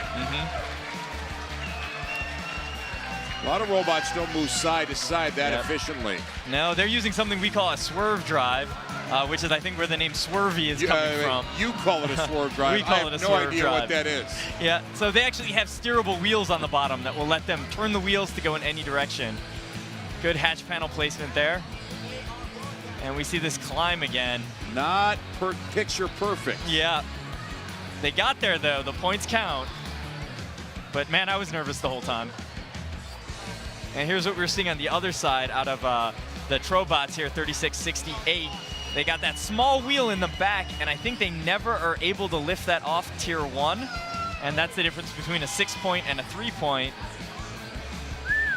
But there it is. Yeah, Blue Alliance ahead enough. They fell down 8 points in the hab climb in our end game. They fell down 9 points, sorry, but managed to hold on to a 2-point win.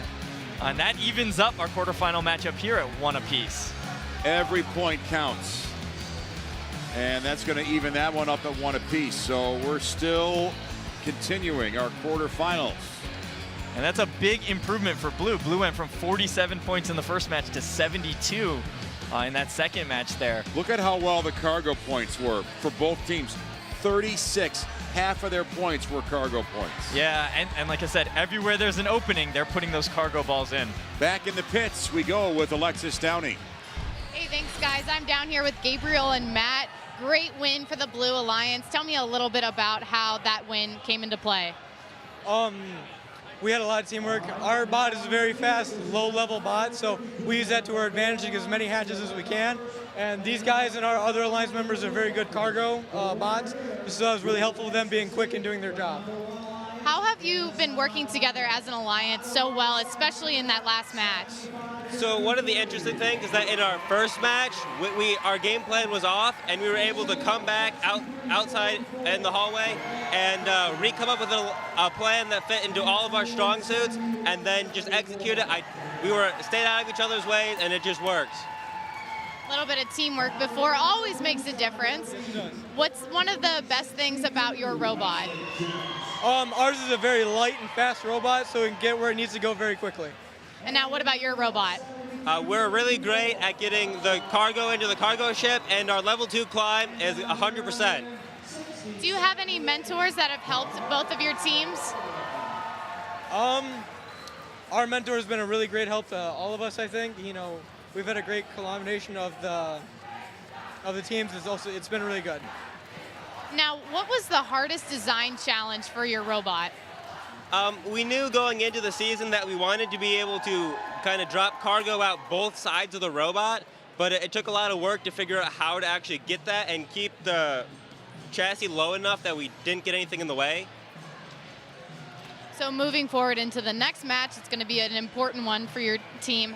How is that going to go about happening, and what are you going to do to maybe change your game plan? We're going to get with the other two teams, and we're going to see what we want to do, if we want to change it or if we want to stay the same. It all kind of depends on how everyone's feeling about how going into the next match. Well, good luck to your Blue Alliance. Back up to you guys. All right, Alexis, thanks. Yeah, team's getting a little more confidence in their robots too. You know, it's always a learning curve. Yeah, for sure. Always a learning curve. And here we go. Yep, so again, this series here is tied 1 apiece. This is number 4 versus number 5. Number 4 wearing the red bumpers, number 5 in blue. Nomads trying to load the cargo ship. Red Alliance kind of fumbling around just a little bit. A little bit of a slower start. Yeah. Well, they got a fast robot there on that far side. The OSTC Southwest. That robot has some zip. Yep. You can tell usually when robots are moving that quickly across the field, they're probably a little bit underweight. And then there's a balance issue too. Sometimes those robots can tip over. Yeah, for sure. Blue Alliance all in on the cargo ship. 72-54 is just controlling that side of the field right now. That's the Nomads from Potterville High School. Yep, they didn't just slow down 71-74, they made them miss the shot. So they had to go recollect the ball, and now we're going to have part 2 of that battle. Yeah, they're going again. Oh, another hit. Another miss. Another drop. Yep. That's keeping blue in it. 5-point lead for blue right now. Hey, a lot of coaches will tell you offense wins games, defense wins championships. That's defense right there. Yeah, and they might need to go somewhere else with that ball. Maybe turn around, go low in the rocket. Looks like they're going to load up again. That was not a hard hit. See if he gets another one. No, too late. Yep.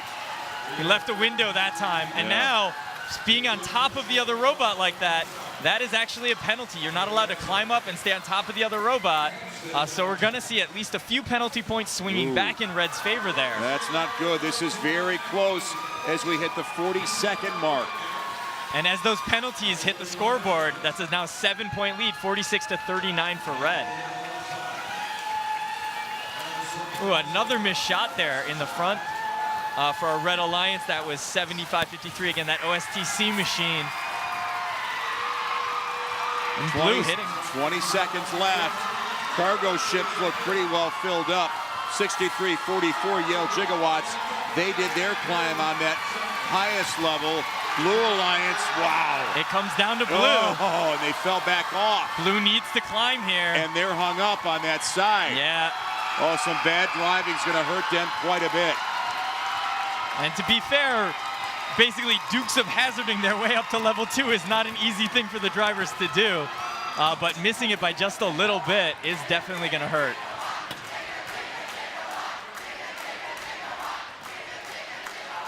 That Yale Gigawatts team again, clean level 3 climb at the end. They go with plenty of time, just calm every time they're up there. 12 points. Yeah, it ends unofficially. Looks like a 20-point swing. Let's see how it unfolded here. So this is in Sandstorm, missed hatch panel, and a second hatch panel not placed in time. So we saw a lot of misses by the Red Alliance this match, but they were able to make up for that a little bit in the end game. Blue, again, that cargo ship, that's their bread and butter. Good climbs by the Red Alliance. And you can really see the difference when you can go slow and controlled. Yeah. It's easier to not make a mistake. There, they had no choice. That's how they get up. They hit it hard, but just coming off the side, getting high-centered on a ball there, you know, and they're not going to be able to come from behind. Red Alliance celebrating. I think they've got the win with that end game, but we do have to wait for the final scores here. Yeah. Well, there's a time for speed, and there's a time for precision. Yep. Blue Alliance didn't need speed, they needed precision, and it looks like they're, you know, that wasn't the only factor. but it was a significant factor. Yep. And that's kind of the mantra. You hear it all the time. Slow is smooth, smooth is fast. Here's our final numbers. Red Alliance winning and advancing. And it's, I mean, look at those hab climb points, right? There's 18 points there. Looks like they would have had it by 2 without that. But again, if Blue had stuck their level 2, that's going to be another 6 points for the Blue Alliance there. The other Blue Alliance robot got back. All of a sudden, it gets really close. But, you know, those 21 hab climb points, just too much. Blue Alliance wins heavy on cargo, but they give it back in the hab climb, and that's enough to let Red move on. And we go back in the pits to Alexis. On the Blue Alliance. Unfortunately, tough loss today, but it came down just to the stretch. What were some of the things that you thought went well during the match? I think during the match, we did a really good job of rotating effectively. We had a plan and we executed it. Maybe it wasn't up to par, but we played well as an alliance. What was a piece of advice that you gave your group coming into the match? To be ready for what happens. It's a district event and we're looking towards the whole season. This is mostly for practice at this point. Obviously we want to win and we want to advance, but it's a learning experience above all. Is there anything on your robot that you might look to change in another event? Absolutely. Our robot is designed to be improved throughout the season. We're still looking towards improving our game piece detection, towards improving our computer vision-based placement, and we're going to make our climber more functional for the next event. Well, good luck in a future district event. Thank you for being down here. We're going to bring in one more from the Red Alliance, the winner. Why don't you introduce yourself to the viewers? Jared McCormick from Yale High School. So it came down to the wire. What did your team execute so well as your team and an alliance?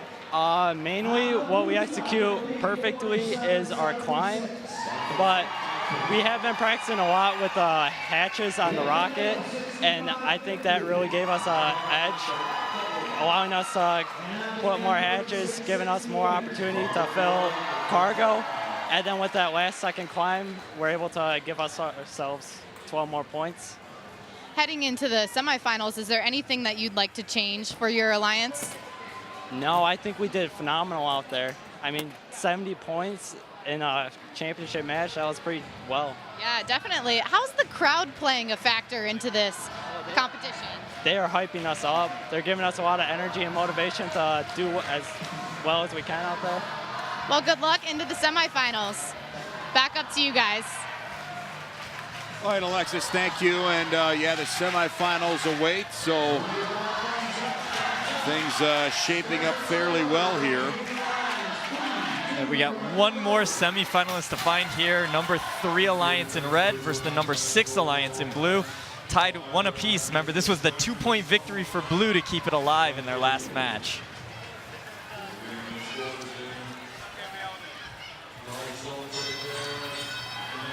See a good shot there of the Blue Alliance trying to capture those balls for the free extra points. They made one hatch panel, missed the other.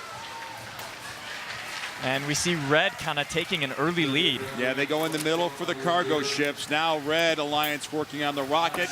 They put up one hatch panel. Not a lot of defense going on here. Both teams just kind of taking care of their own business. 65-50, the Wildcat Robotics, they will place a hatch panel on their rocket. So their lower level on that rocket, near side is covered. Yep, Strike Zone doing the same. 54-60 there on the red rocket, but they went middle row again, as we've seen them do.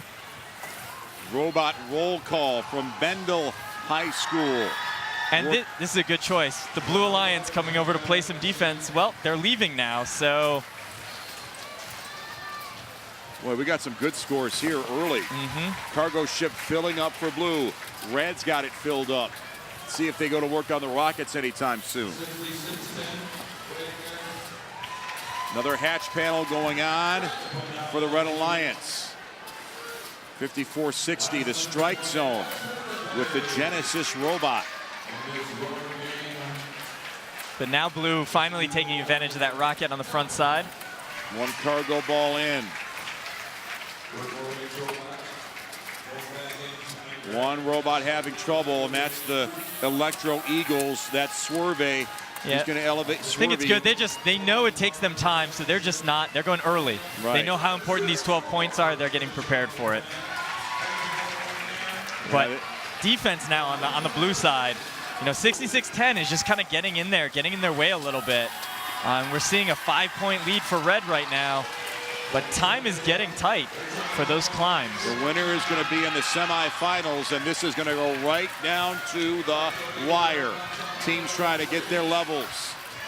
Red Alliance has 2, now all 3. Blue Alliance trying to get that center one.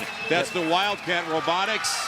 And does Strike Zone get their tail up? I don't think they do. I think Strike Zone is down on level 1. So, yep, that is definitely still touching. So Strike Zone going to get only a level 1 climb for 3 points. So red, we're seeing 18. And blue, we're seeing 15. So it's going to be close in the end game, but we do think red had an edge going into that end game. And might have just extended their lead a tiny bit. So the level 3 climb, that's the one you really want. That's maximum points, right? Yeah, 12 points. It's twice as much as level 2. Only 6 points for level 2. And only 3 points for level 1. So you can tell why Electro Eagles are going with, so much time left in the match. It's just those points are so key. So the Blue Alliance could not generate points when they made their level, when they efforted in their level effort. Yeah, and we can see, so they had the 2 level 2s and 1 level 1, leaving 6 points on the table, and it's a 6-point victory for the Red Alliance. So close. Red Alliance 3 points better in the half climb, 3 points better in cargo. That was one terrific match. Absolutely, and the last 2 matches, 70-72 for blue, and then 78-72 for red. Here's how Red Alliance won it, but boy, it did not come easy. Yeah, unlucky placement there. And this Blue Alliance really did struggle a little bit with getting hatch panels up on the rockets. So they were running out of places to score those cargo. Whereas we see Strike Zone here, definitely quicker at it. They like this high position. That one was a little questionable, but it did stick. We see 35-36 already up, but 54-60 waiting just a little bit too long to come back, I think. Blue 36-68 here, Trobots out of Whitmore Lake. If they had just gotten that Wildcat Robotics, that would have done it. Yep. Didn't happen. We go to Alexis. Thanks, guys. I'm down here with Brandon Vivian. He works at GM, and he has a son who is participating in this competition. How did you get involved, and how did your son get into it?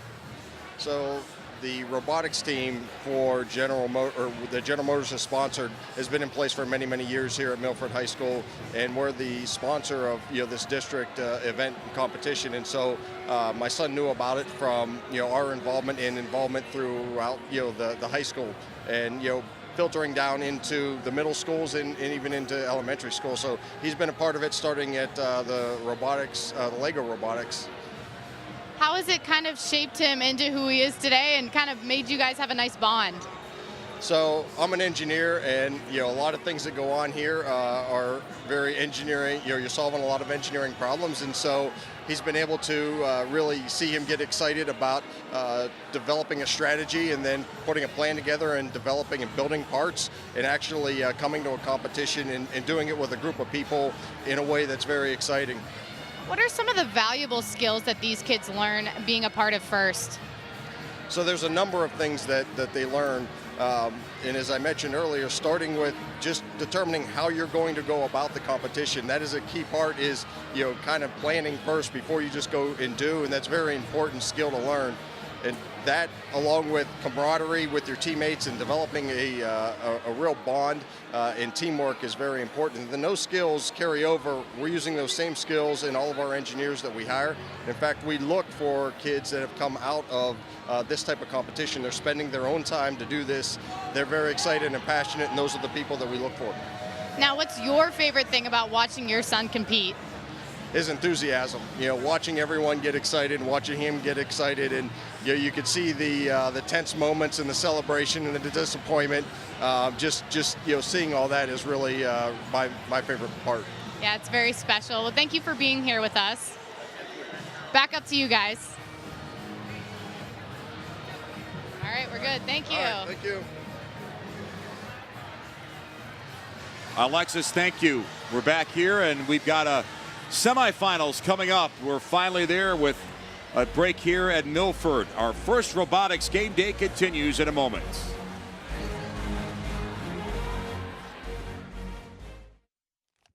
Hey, did you know that's recyclable?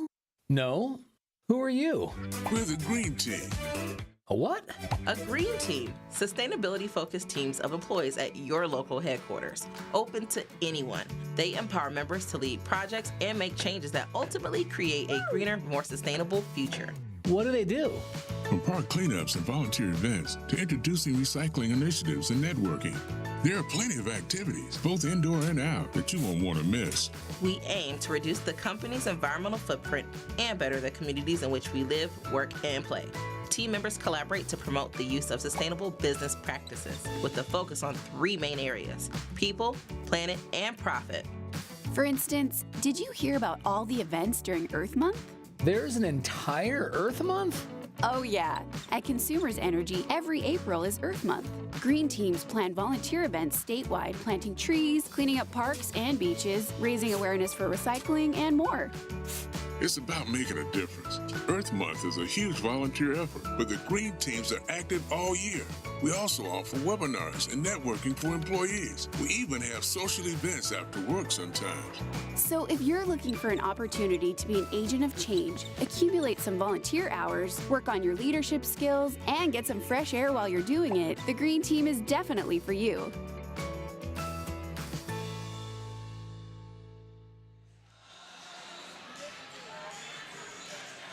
We are set for the semifinals here at Milford High School.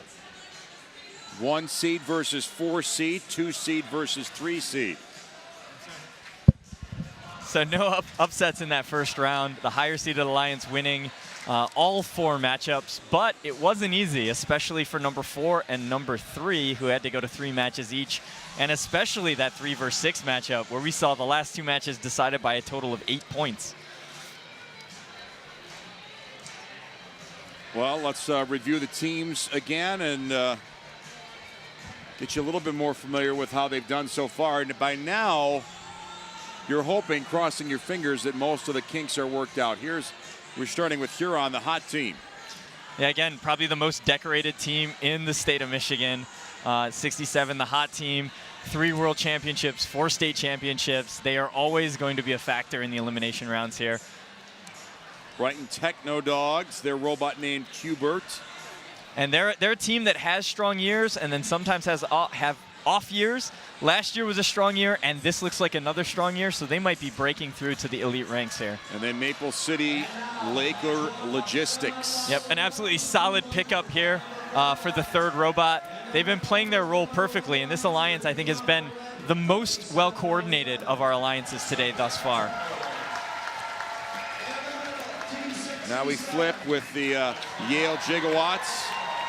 Yeah, and they're the team that sort of is keeping this alliance afloat, making those level 2 climbs every single match, kind of anchoring their alliance as the captain here, and a strong rookie year in 2017 for that alliance. Wixom OSTC Southwest. Yep, another rookie team playing great. They've got that fast robot, able to get around the field quickly, and a good complement to that Yale team. And then from Dearborn Heights. Yeah, 71-74. They were the rookie all-star last year at Livonia. And again, another great pickup. We're seeing good defense played by that robot. Actually, all of our 3rd robots here have been doing a great job. Yeah, they're kind of the X factor. They're the ones that are kind of getting their feet wet and starting to get their first taste of big-time competition. So here in Sandstorm, number 1 alliance already got 2 hatch panels placed, and I think the Brighton Techno Dogs there, you can see them. They capped off both of those front spots on the cargo ship, keeping both of the balls captured. Red Alliance already playing defense. Good defense at that. Absolutely. And that's the Laker Logistics robot. Just nowhere to go there, and we talked about that choke point on the field. It's just so narrow through there that, look, it's hard to get in, and now that they're in, even once they score, it's going to be hard to get out. Yeah. Trying to place that hatch panel on the one rocket. That's the OSTC Southwest robot. Finally just lost it. Yeah, and remember, that backside of the rocket that they were trying to place that on is actually blind. They can't see it directly. So they're using those cameras and sensors again on their robot to try to assist them with that. So it's a really hard place to score. 37-07, the Brighton Techno Dogs working without interference, but a mishandle on that cargo ball. The nice recovery, though, they'll try and reload and drop it in that cargo ship. In the middle, they get not one, but two as the hot team helps. Yeah, a little bit too fast on the first one, but with that swerve drive, their ability to move sideways, you know, they can recover from those mistakes faster than most teams. Hot team, again, loading up in the middle in that cargo ship. Neither team working in the rocket, while Blue Alliance does have one on the far side. It seems like the cargo ships are getting a lot of attention now. Yeah, I think Red got 2, 4, 5 hatch panels already on their rocket ships. Just taking a break to make sure they get those easy 3-pointers before they go back to the harder rocket ships. Blue Alliance working on one of their rockets. They're going to go low and maybe a little bit slow. They got one ball in, they want to get another. Now they pull it back out. Red Alliance already has two cargo balls in one of their rockets. The other one has 2 as well. Yeah, so that's why the big lead for 73-44. Red's up by enough that you see, with plenty of time left, 67 is on top of level 3. They're going to sit there for 15 seconds because they know they've got enough points as long as they don't mess up the climb at the end. The hot team already gets the high level, and they've got all of their robots on the lower level. Blue Alliance trying to push. 71-74 doesn't get up, though. Nope, but they do get one on level 3, one on level 2, so they will make up 3 points here in the end game. But as we saw, those rocket ship points, Red, I think, was just too far ahead. A lot of high fives for the Red Alliance. If their score holds up, it's the best score we've had today, I think. Yeah, and I think by a decent amount, too. Yeah, not even close. Yep. By like 20 points. Yeah. See, good shot of, that is the hot team, 67's team there. One of our bigger teams taking up a nice section of our stands here.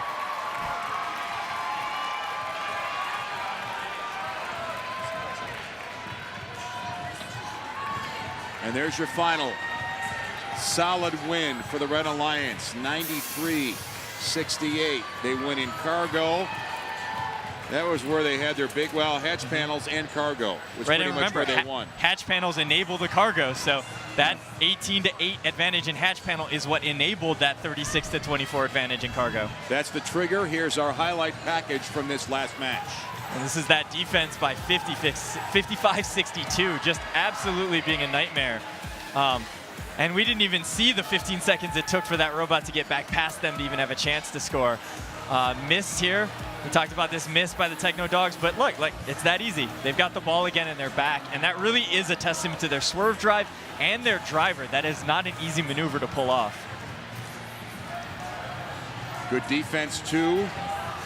Yep, actually high hit, so they got called for a penalty there. Okay. Yep. 67, you can see how early they're parked. I mean, with just plenty of time left on the clock, they're done. That Yale robot, though, again, always impressive at the end game. They're getting up, they're waiting longer, which means they're almost showing they have more confidence in their level 3 climb than the 67 robot does. But again, it's those cargo points. 71-74 didn't make that high climb to level 2.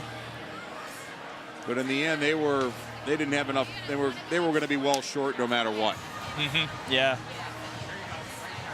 And I think that's where our number 4 alliance has got to change it up. They tried to go strength against strength. They tried to go offense against offense, and it didn't work for them.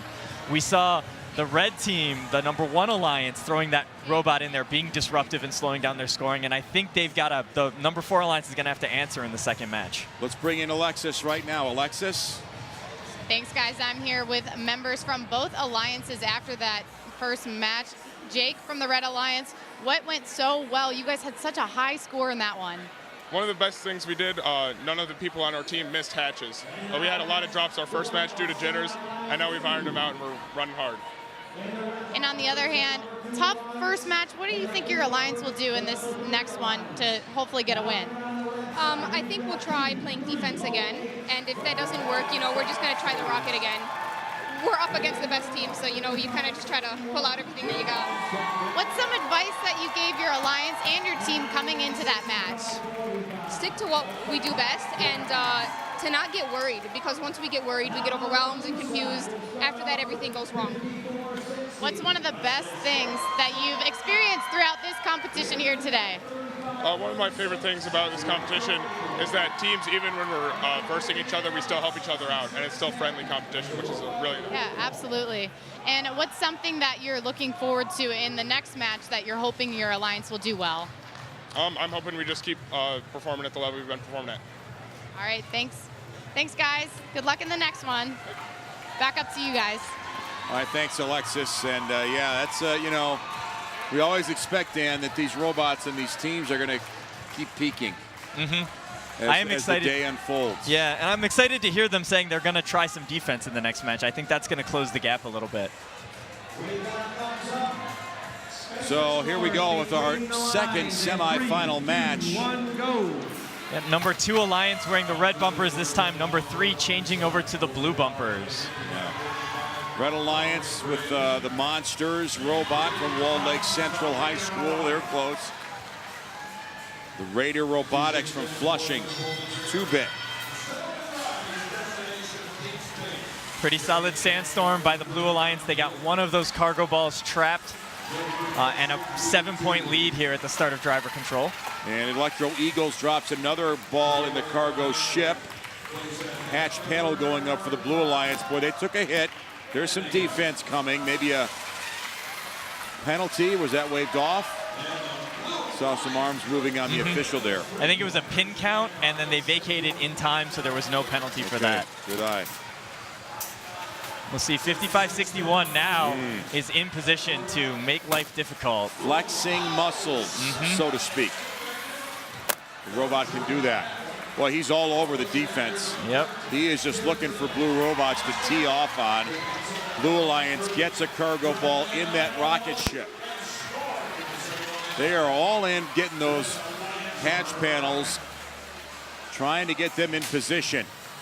And that red robot, that Red Alliance robot, Raider Robotics, will have none of it. And you can see they need to get a couple more hatch panels up on this blue side. They're running out of places to score, so 66-10 again. Robot roll call just quietly filling up the cargo ship on the undefended side, but now they have nowhere left to score. So they're going to cross the field. They're going to look to play some defense against red. Maybe not. A little indecision there as they choose which way to go. Red Alliance playing good defense, but their offense really hasn't caught up yet. Yeah, but they do have 2 patch panels on that rocket ship ready to go. They've got plenty of spots on the cargo ship, so they've just got to get some of those cargoes scored. Yeah, robot roll call. Talk about defense the other way. They're farther from our line of vision, but that's excellent defense on the far side of the field. Yeah, they went back and forth a little bit trying to decide, but they did go to play some defense there, and I think that was important. It is really close going into endgame. Level 3 is the climb there for the Electro Eagles. Yep. Raider Robotics with a level 3 climb. Strike Zone pulling off the last second here. Level 2. I think we're at parity here. 1 level 3, 1 level 2, and 1 level 1 for each side. And that's a very, very close score. Unofficially, it's 4 points ahead for blue over the Red Alliance.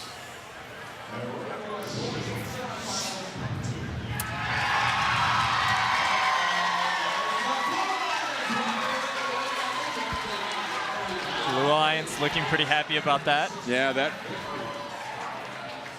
thought the Blue Alliance was going to be in trouble with the defense that Red Alliance was playing, but they persevered and overcame.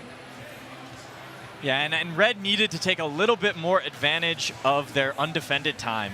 So when that 66-10 robot roll call was scoring the cargo in the cargo ship, Red was free. It was undefended.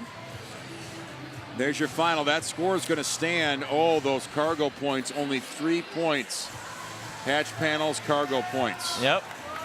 And that's it. A little bit in Sandstorm as well, but I mean that's, you know, those cargo points could have been better for the Red Alliance. They focused maybe too soon on those hatch panels. So they had hatch panels on the rocket ship that weren't used, and they missed out on some of the scoring in their cargo ship. 66-10 there. This is what I'm talking about. They just quietly on the undefended side of the field fill up those 3 spots on the cargo ship for 9 points before they went to play defense.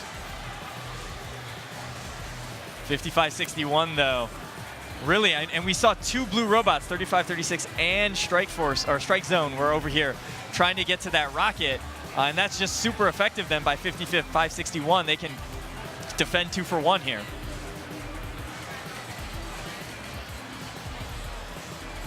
Just really making them work, trying to come back across even and hit Strike Zone here. That sticks, but it wasn't a great score. And here's 66-10. We talked about it. Once they were done with their offensive job. So do they get points if that hatch panel doesn't stick? If it is only supported by the cargo ship or the rocket, they'll get the points. No matter how ugly it looks, they get the points. That one didn't hit the ground, so as long as it's not on the ground. Yep, pretty much. Okay. Yep. And then, you know, you look at a clean set of climbs from both sides. Let's rejoin Alexis Downey right now. She's in the pits. Thanks, guys. I'm down here with the Blue Alliance, the winners in that tight match.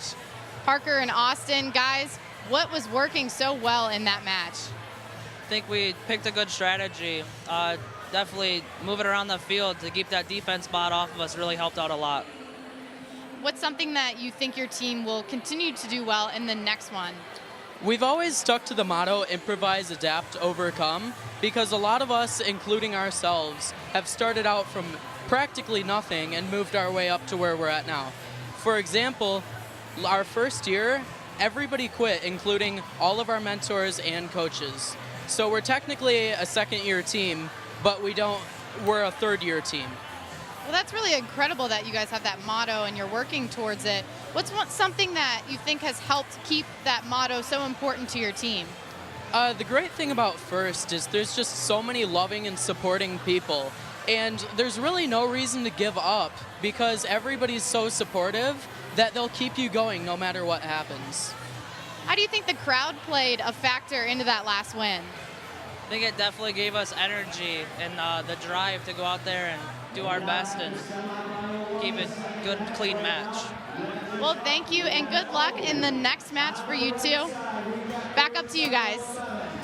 Alexis, thank you. Always good to hear from the kids that are, you know, putting in the sweat, putting in the time, the effort. Yeah, and that, you know, mentor turnover is a big issue too. You lose a lot of that institutional memory when, you know, your mentors don't stick around. So you can have a third-year team like they are, that's sort of starting over and rebuilding again. Well, the important thing is to not regress. You know, no matter what the situation is, as long as you have kids that are invested and they get some mentors that will step in, that's always going to be a good way to continue the story. Yeah, and I mean, it seems like they've got the determination that they are going to take a really good lesson from that as well. So now our matchup here is Red Alliance, Blue Alliance showdown, obviously. This is our third semifinal match. And we are continuing with what a great atmosphere here we have here at Milford High School. This is the first Robotics Game Day, the Milford District event. Everything building to mid-April when the best teams in the state will be at Saginaw Valley State. So every weekend from here on out is going to be very exciting for all these teams. 40 here today. A lot of other schools competing in other venues.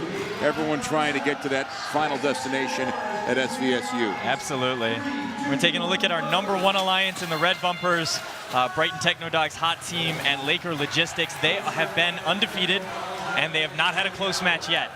So we'll see if our #4 alliance here can turn things around. We heard that they were going to maybe try to play a little bit more defense, so I'm going to watch for that.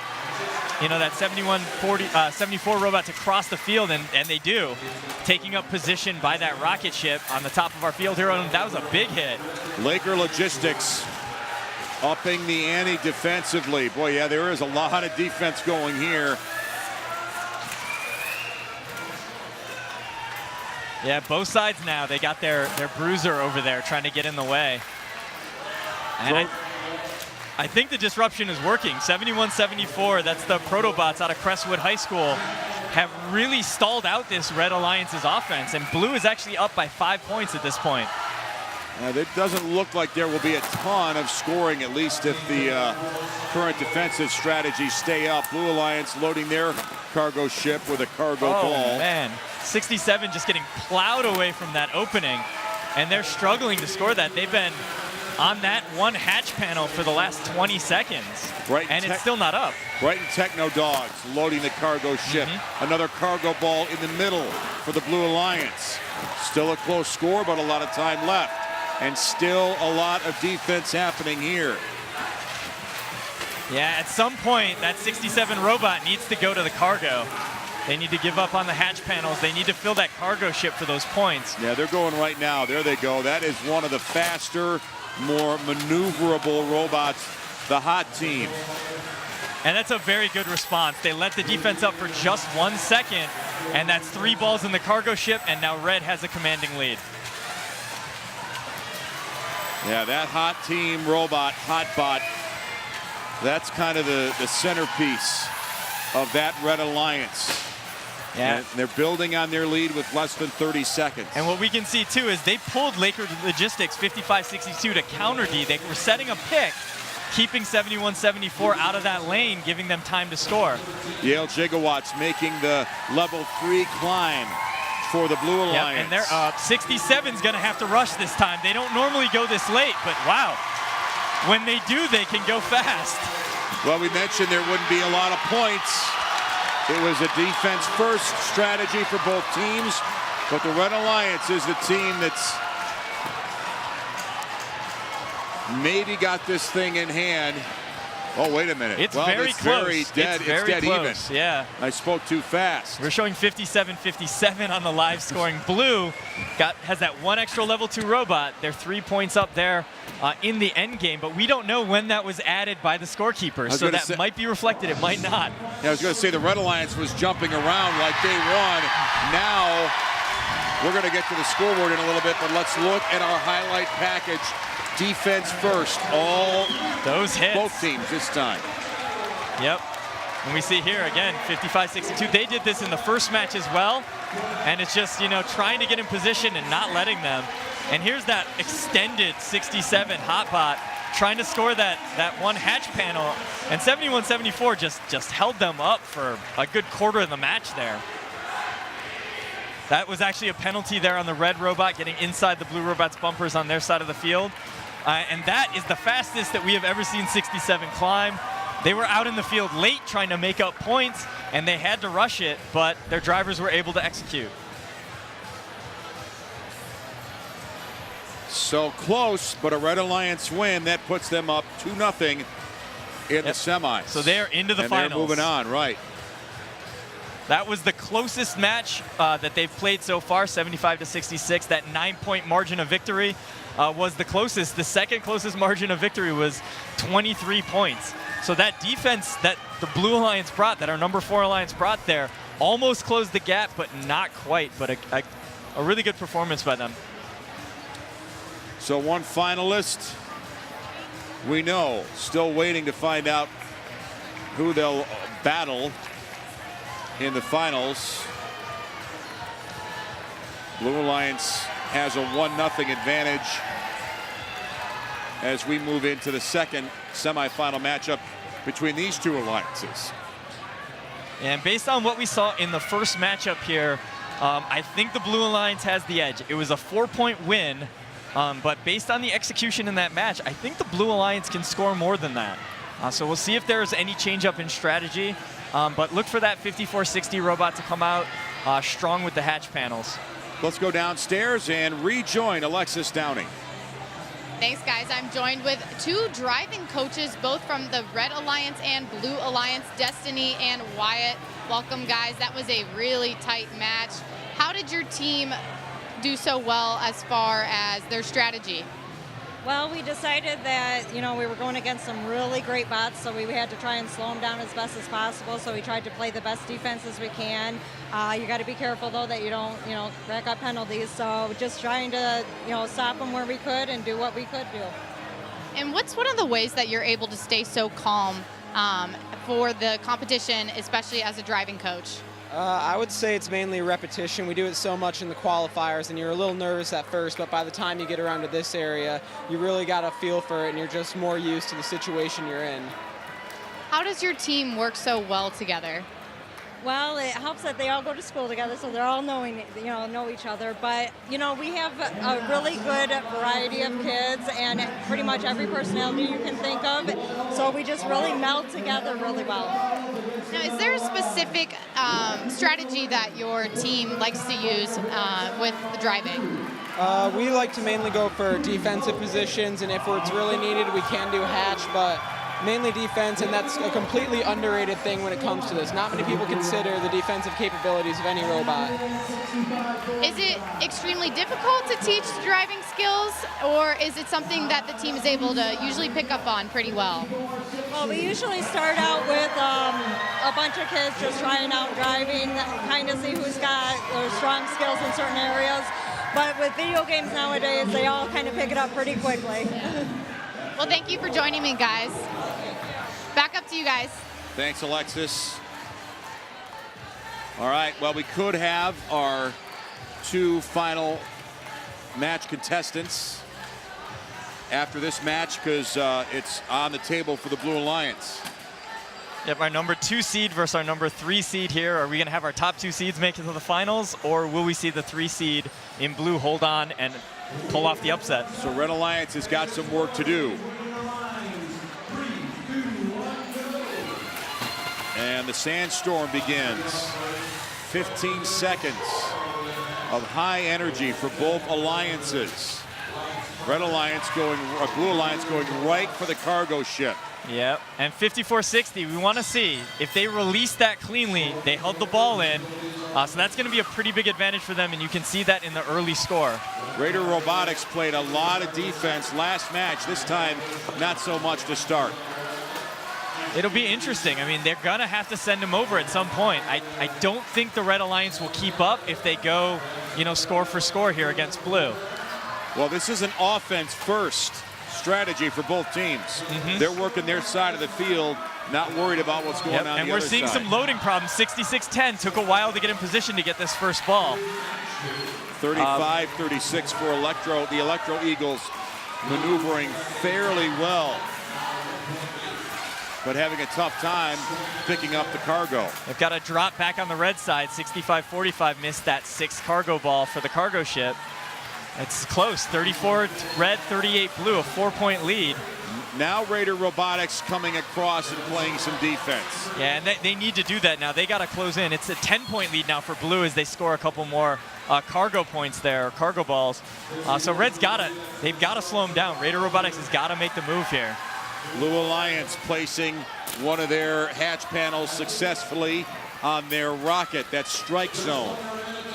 And this is good in the front court for Red. Raider Robotics is more or less shut down the the Electro Eagles here. That one cargo ball took them, almost 20 seconds to score. Undefended, it's going to be half that. The Electro Eagles had to work very hard. Now they're going to go right to their level 3 climb. They want to get the maximum points. Yeah, I think their coach is looking up. They're saying they've got a 12-point lead. If we get this climb, we should be okay. And we've seen the Electro Eagles. They need their time. Red Alliance is going to follow suit in the middle. That's Raider Robotics going for the big 12-point push.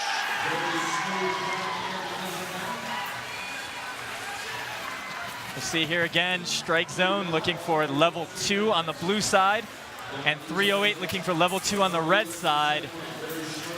Red Alliance has a little bit of a struggle there for Tawas Braves, not level at all. So 308 cleaner than strike zone, 54-60. They get level 2, but again, as you said, 65-45, not even making it on the platform. So we are again looking at a tied end game. And presumably, Blue with the advantage going into it, we might have our second finalist.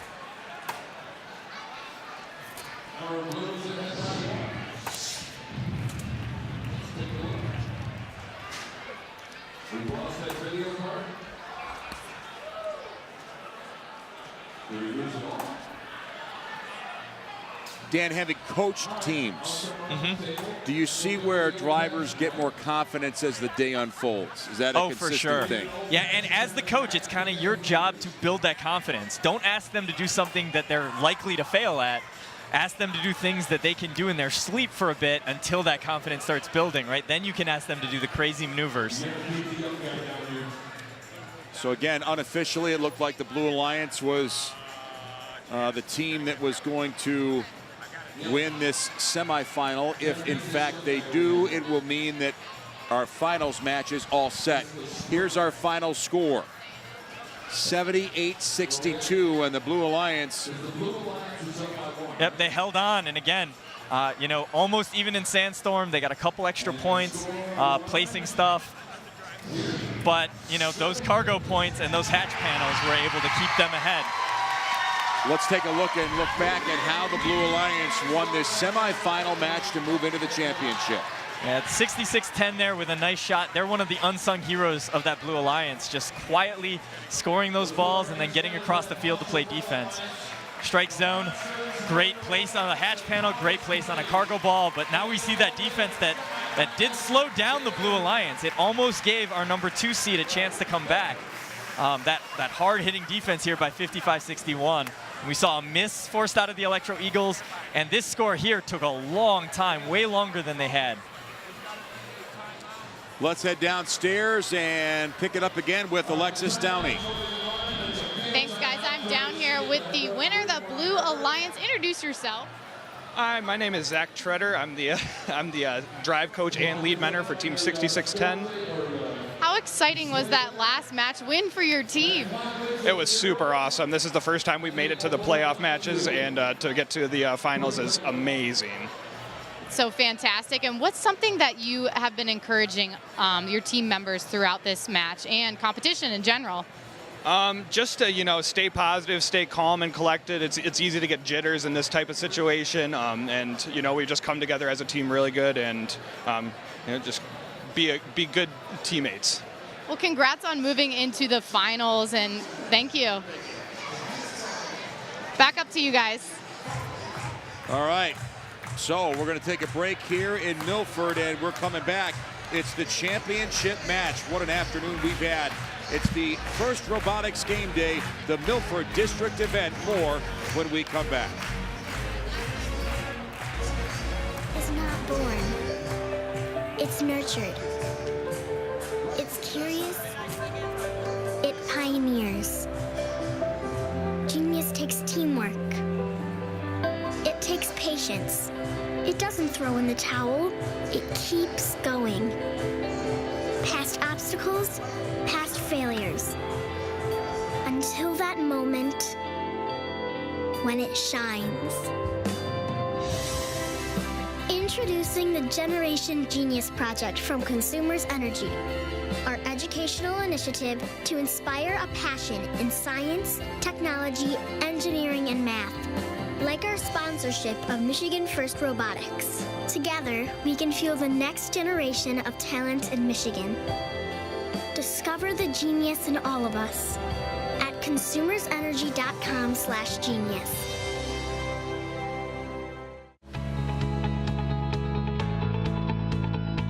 The Riveters is a FIRST Robotics team based out of Mercy High School in Farmington Hills. We are a majority female team with the goal of helping others pursue STEM. I don't notice it, that we're all girls. But then we get to competitions and we're like, oh yeah, it's all boys here. I think it's really important for high school girls to see other women in engineering. It's a rare field to find women in, especially our women role models these days.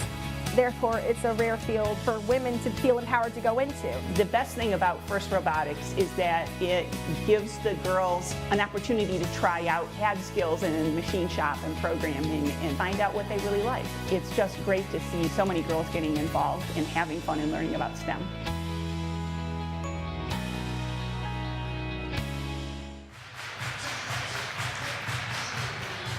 So we are set for our finals match. Finally, we get down to the last two teams. Red Alliance, this team is strong. They have been so good today. Red Alliance consisting of the hot team, the Brighton Techno Dogs, and Laker Logistics. The Blue Alliance, Strike Zone, Electro Eagles, and Robot Roll Call. So this has just been, you know, just an exciting afternoon so far with great efforts by both of these teams. The hot team, you know, we talked about, Dan, with pretty much all these alliances have two teams that have a lot of experience.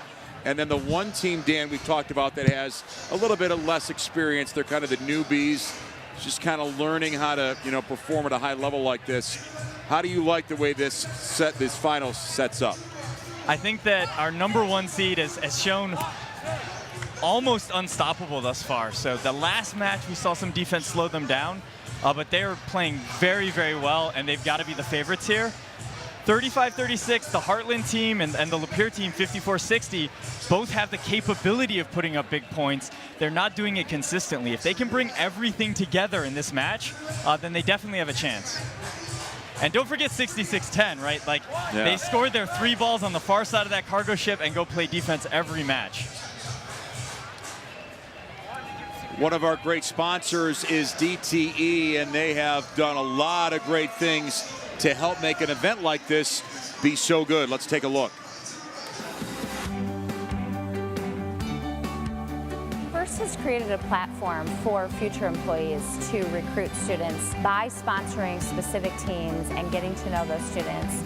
Kids who graduate as FIRST alumni have skills that other kids didn't learn. Through FIRST, I was able to figure out what I wanted to do with my life, and it gave me a head start in a way. After being on FIRST Robotics for a year, I've learned that mechanical engineering is really where my heart's at. Even though I haven't decided the career I want to pursue, it leaves so many doors open. I can go for a job, and I could say I have great cooperation through the FIRST Robotics program, and I know how to incorporate everyone's idea into one big thing.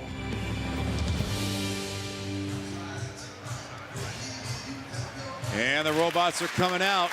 It is time for a championship. Our finals are here. What do they do with the robots? What kind of fine tuning is done with these robots when they're not, you know, between these semifinals and finals and whatnot? So throughout the day, teams are always going to be trying to improve some things. They'll adjust brackets. They'll definitely adjust code. You know, they'll do the upkeep stuff. You'll do some greasing of chain and gears. But really, between Finals 1 or semifinals and finals, they're going to try to do as little as possible. They just want the robot to keep working the way it's been working. And, you know, there is the possibility that you can over-tinker and kind of make something that was working stop working. So tell me if you've heard this before. If it ain't broke, don't fix it. Absolutely. Yeah. And, you know, I've definitely been guilty in the past of fixing something that wasn't broke. The overzealous coach. Well, live and learn. There's some bullet points on the Brighton Techno Dogs. Hubert is their robot. Yeah, they've got that swerve drive, and what we mean by that is they have steerable wheels at all 4 corners of their robot, so they can go forward and backwards, but they can also go sideways. Dan, can you single out the one robot, maybe an experienced team, maybe a new team, that has performed the best today so far? So, you know, our Red Alliance has been consistent and strong all day. Looking at Blue, we've seen, you know, a little bit more inconsistency from this 35-36, the Heartland Electro Eagles. And same thing with 54-60, Lapeer Strike Zone. We saw yesterday when they were playing some of the qualifying matches, this 54-60 team completed a rocket on their own. So that's 6 hatch panels and 6 cargo scored. They've been a little bit inconsistent today, and they've had maybe some issues with their robot. But the one that's been consistent all tournament long for this alliance here, for this #3 alliance, is 66-10 out of Bendel. Robot roll call. I don't think I've seen a match yet where they failed to do their job, which is score 3 cargo on the backside of the cargo ship undefended and then go get in the way of the other alliance.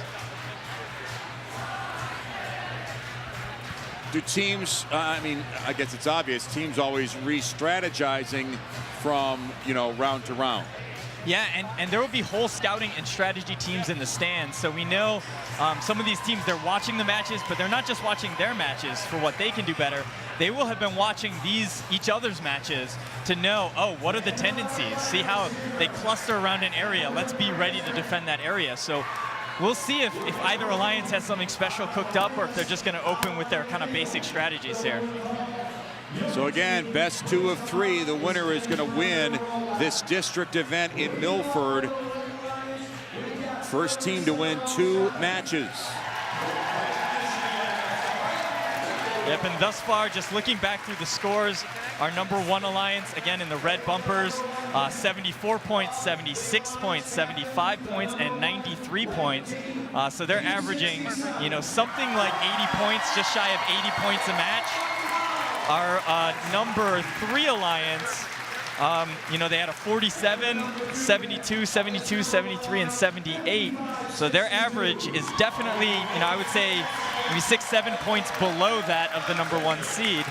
But they did have that one really low match at the beginning. And if they can avoid the problems they had there, it could definitely be a close one.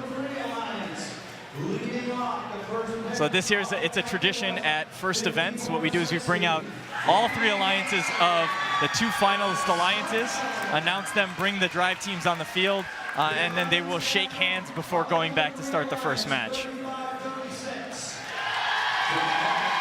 Which is not an easy thing to do considering the giant cargo ship in the middle of the playing field.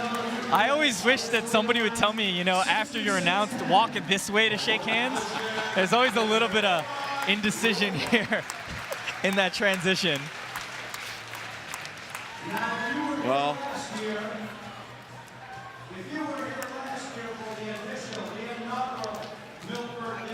what a great moment for all these kids to, you know, especially the newer ones, that, you know, just, you know, you work as a coach, as a student, you work, you know, put in these hours, and they're, you know, quiet, you know, isolated. You don't really get, you know, any instant feedback. Then to finally get that robot completed, bring him to this big stage here, it's quite a payoff. And to have the stuff work out, I mean, for all these teams in the finals, I can tell you that, you know, they're hooked for life.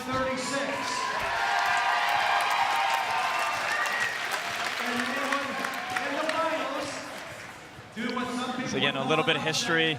The Red Alliance, lots of wins. The Brighton Techno Dogs last year winning their division, winning, I believe it was this event last year, hot with just a number of wins under their belt. On the Blue Alliance, you know, we don't have as much. 35-36 won this event actually with 37-07, the Techno Dogs last year. They teamed up. But 54-60 Strike Zone, one of the best robots kind of in the state the last couple of years, yet to pull out a win. And in fact, 37-07, the Brighton Techno Dogs, 35-36, the Electro Eagles paired up to win this event last year. Do you know who they beat? Who? 67. Ooh. So sometimes you have some strange bedfellows. Yep. And we heard that a little bit earlier too, just how, you know, teams that are your opponents could be your alliance mates in the future. And what happened last year doesn't have to carry over. Absolutely. If the score ends up in a match as a tie, that means nothing in the final. Looks like we're just about ready, so first to 2 wins. We have narrowed the field down to 2 excellent teams. And here it comes for the Red Alliance. And the winner of the next, the first one to win 2 of these final matches will win this district event. We've got a thumbs up. Basic floors between the lines, and 3, 2, 1, go. And away we go. The sandstorm period begins. At this battle between Brighton, 37-07, and Lapeer. Brighton already scoring a panel and back with their second panel. I mean, this is probably the most impressive sandstorm that we've seen. Can they save that ball? They do. That was excellent driving. Yeah, the curtains are up. The cargo balls are getting moved around. Blue Alliance with a good number already in their cargo ship in the middle, and the Blue Alliance playing some defense in the end there. The robot roll call working on that far side. putting the hammer down on Brighton's Techno Dogs. That's the key we're talking about. This #1 alliance in red, it's got too much firepower for you to go straight up against them. So that defensive posturing, I love to see that, and it's keeping Blue in this match. In fact, it's got Blue a 13-point lead. Robot Roll Call is the one doing the dirty work defensively, right on the hot team there. The hot team's got nowhere to go. Boxed in. They are trapped in that corner. Talk about some footwork, but really, I mean, right now the hot team Robot is just kind of spinning its wheels. Now it gets free, finally puts that cargo ball down, but they lost a lot of time, and they're down on the scoreboard. And that was a good move. Actually, we saw a little bit of a mistake there by 66-10 because they extended the defense too far. You see how they're coming too far out of that alley, and they're leaving lanes for the hot bot to take. Good defense between Red Alliance and Blue Alliance on the other side with Laker Logistics causing some problems for two Blue Alliance robots. And they've been bruising all day over there. But it looks like Blue hanging on to a small lead here as the end game approaches.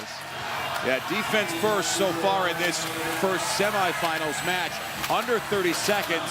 Boy, this has really been aggressive and I think defensively. 67 went to go climb early. Look, there's 20 seconds left on the match, and they're up there not doing anything. We saw in their last match, they were able to make that climb in half the time. Blue Alliance gets the Electro Eagles on that third level. Blue Alliance is in good shape if they can get those robots up. Looks like they're going to stand pat. 54-60 cannot make the second level climb. No, I think Red went too early to the climbs. I think they needed to stay in the field and try to score a couple balls at the end there. Well, unofficially, it looks like a good win, a comfortable lead for the Blue Alliance. Yeah, sure, we had them up by about 10 points going into endgame, and endgame looks like it ended up even.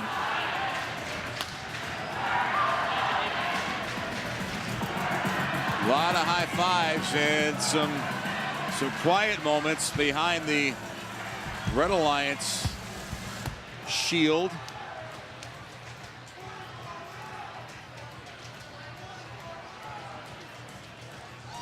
What did Blue Alliance do well? I think it was all the defense. I mean, that's what we've been asking to see played against our #1 seed here. And that was the best defense we've seen so far, 66-10, just shutting down the 67 robot, the hot team, for, at least the first half of the match before they extended too far. Good defense on the other side, too. There was that, 55-62 Laker Logistics definitely slowing down Red Alliance, but not quite as much. Let's get together with Alexis Downey in the pits. Thanks, guys. I'm down here with the Blue Alliance, who just won the first match. Really big win. Can you introduce yourselves, guys? I'm Kyle Albrecht, also known as Kyle the Juggler. I'm Alyssa Shelton, and I'm the human player on 35-36. And now, how exciting was that first win? It was crazy, and here actually comes the scores. And there's our rocket going up! As a senior this season, I lost my whole drive team last year to graduation, and as the drive coach, seeing these guys come back as brand new drivers and a brand new drive team entirely, this is what I'm here for. Very special moment for you. What's something that you guys think will work into your next match? I think for sure it's the fast hatches and the fast balls. The better and faster that we can get stuff done. Cycle times is huge in this game. So the faster you go, the faster you can go. And it's awesome. And just seeing this, I honestly never thought that this could happen at all. It's crazy and I love it, especially as kind of my one and a half year being on the drive team. So I'm very excited. And how is this crowd helping your team? The crowd is just going crazy, and it really helps kind of bring up the mood and just kind of like the hopes of the drivers, and the better they play, because the more pressure, surprisingly, the better we play, which is crazy. It's fantastic. What do we have over here? I'm trying to get to turning in a timeout because I actually need to help our alliance and ensure that we are a nice and cool match. So I've got to run. All right. Thank you so much. Yeah. Well, thank you for being here, and good luck in the next match. Thank you. I enjoy you coming here and taking all these interviews and spreading robotics around. Of course. Back up to you guys. All right, thanks, Alexis. Boy, we could dissect that interview for a while, but let's go to our scoreboard here. Very close. Blue Alliance is able to hold on. Where did Red Alliance get all those points late? So once the defense lifted, they were able to start scoring a little bit more. So 66-10 went back with plenty of time left in the match. There were some extra protections at the end of the match. You can't hit people in endgame while they're on their platform, and so they were vacating the area. I think 67 and 37-07 went too early to the platform. I think they both could have scored another ball, leading to a tie game. And this is, normally they're there in time for this, but really good move by the driver to lift that up, get the ball back in, and get credit for both. She made a mention about the term cycle times. What does that mean? So what we do is we count the time essentially to get a game piece, score the game piece, and get back to the next game piece. That's one cycle. And if you think about it, if your cycle time is 10 seconds, and somebody who's playing defense and makes that 10 seconds become, even 12 seconds, you're going to take 2 scores away from that robot.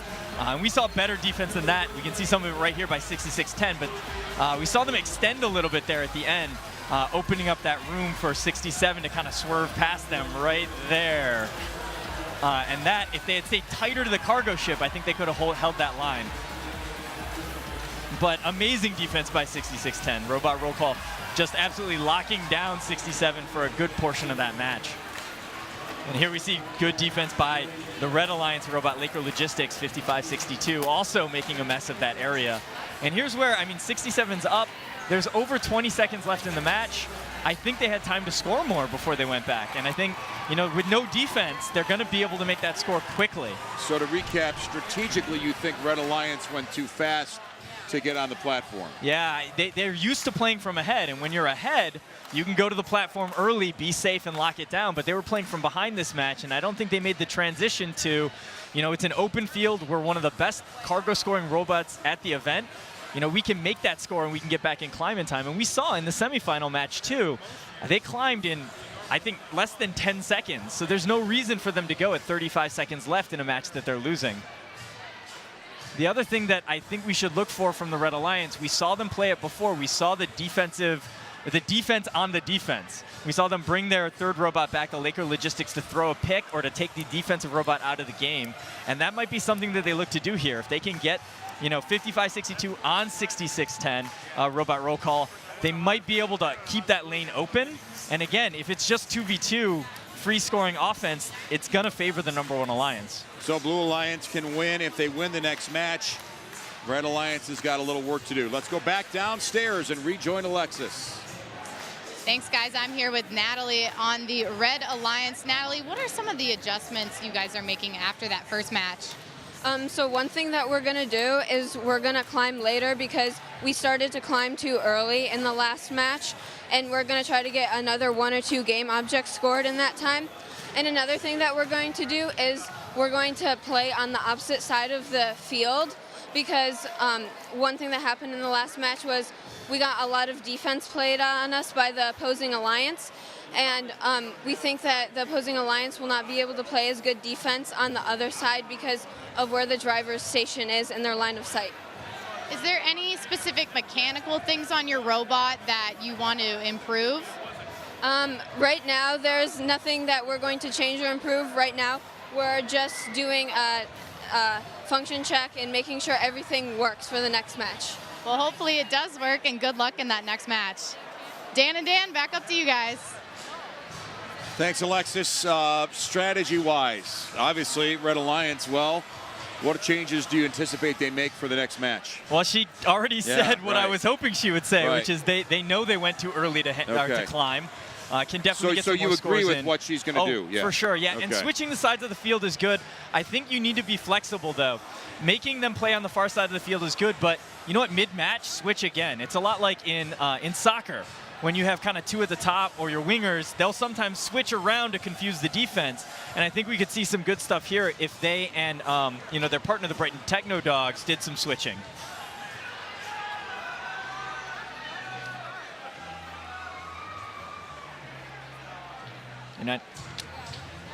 So about 1 minute left before the teams come out Blue Alliance, is there, if you're coaching them, what adjustments or tweaks do you think they make? It's easy for the Blue Alliance, especially as an underdog, especially looking at the alliance that they're facing in the #1 seed, to get too excited over that win. They played well, the defense was good, but you know the #1 seed is going to come back with an adjustment. So they need to be thinking one step beyond that. And also, you know, they got shut down a bit by 55-62, Laker Logistics, right, on defense as well. And they were clustered on one feeding station side, so they may also want to think about trying to spread out their play. You know, stretch the defense, make it so they can only get one of them at a time. So I would like to see them play both sides of the cargo ship instead of one side, especially when that red robot is over there, you know, creating that havoc. Yeah, that Blue Alliance win, I mean, a win is a win, but it wasn't a great win, a huge win. The scoreboard was pretty close, so they probably know that, that what they did most recently is not going to necessarily carry them to another win in this match. Yeah, and that's, I mean, there is experience on that team. Again, 35-36 winning this event last year. 54-60 has been playing these elimination round matches for a while. So I expect them to be smart enough to sit down and say, let's, you know, we gotta anticipate the changes that Red's gonna bring and see if we can counteract those changes before the match starts. You know, there are adjustments you can make in a 2-minute and 30-second match, but your drivers and your coaches have got to be on the ball to make those audible calls.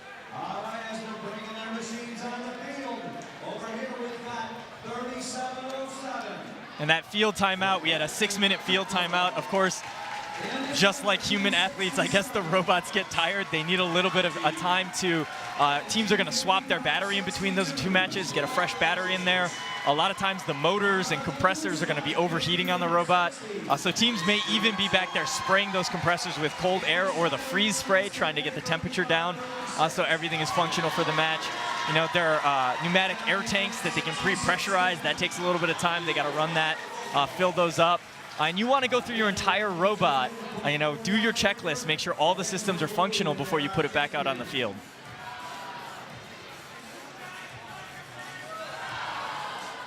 Blue Alliance with a small margin of victory in that first finals win. Red Alliance, they laid out their strategy. Dan Kimura approved it. I did, yes. So we'll see if they can enforce that vision on the Blue Alliance in this next round. It could be the end in our finals, as again, we're just warming up. Everything peaking towards April 13th at Saginaw Valley State. So there'll be a lot of gyms across the state of Michigan that look exactly like this between now and mid-April on Saturdays.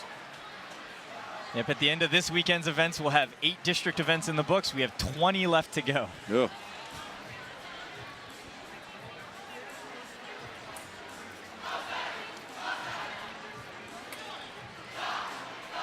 Looks like just the final checks here.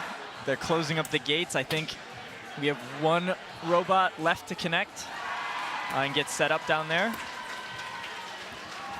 Are the sizes of the playing field static from year to year? In other words, I mean, to my eyes, yes, they haven't changed. They don't get bigger, wider, longer. They're all the same. Yep, absolutely correct. The outside border is the same. The inside is what changes. Yeah, we're teasing what's coming up at Saginaw Valley State. That's April 13th, 2 o'clock. You and I will be there along with Dave Brugge. Yep, and that's about 160 of the over 500 teams in Michigan. So that's going to be the best of the best that make it to that event. And boy, there's a lot of good ones here today. So everybody getting their, you know, getting their first taste of real competition.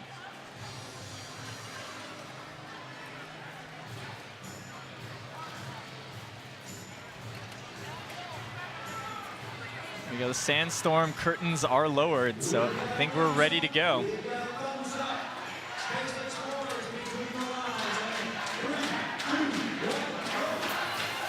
And off we go here, 15 seconds. Yep, keep an eye on that 3707, the Techno Dogs. They dropped that first hatch panel, and that's something they have not been doing often. The Electro Eagles robot for the Blue Alliance, putting in one cargo ball. Another goes in for the Blue Alliance. Blue Alliance off to a good start. About a 10-point lead here early. That sandstorm was the worst one we've seen out of the #1 alliance thus far. Red Alliance losing the handle on one cargo ball. Blue Alliance committing to defense. The 6610 robot is robot roll call, and they're causing a lot of havoc in the Red Alliance end. Yeah, they switched who they were playing their defense on, but it's still working. 67 forced to kind of cross the field for that hatch panel. It looks like they dropped a few on the near side zone or station. So you can see a couple of them on the ground there, and it seemed to have been a problem for them. Big lead for Blue Alliance. Red Alliance has got some defense going too. Laker Logistics putting it on the Electro Eagles robot. Yeah, but we are seeing strike zone on that top side rocket. Already 2 hatch panels placed. Looks like they're going for more. Red Alliance closing the gap as they load up in the cargo ship. And we see there 6610 running into the cargo ship, and I think that's the vision that 67 was hoping they would get. That vision advantage on the far side of the field. We've got one cargo ball in one rocket ship, but everything else has been in the cargo ship. Blue Alliance loading up their rocket at the midsection. Still very close now. Red Alliance has made up that early gap. 40 seconds left. 2 points for Blue. This is almost when 67 went to climb last match. This early, so we'll see how much they can score in between. Electro Eagles is going to make their level 3 climb.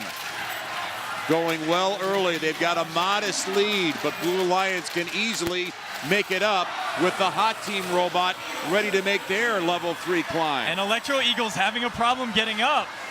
They might be giving up on level 3. Yeah, they're going level 2. Oh my. And that is a big drop off in points. That's a potential 6-point difference. The hot team and the hot bot already on level 3. 55-62 Laker Logistics. Great last They're on. score.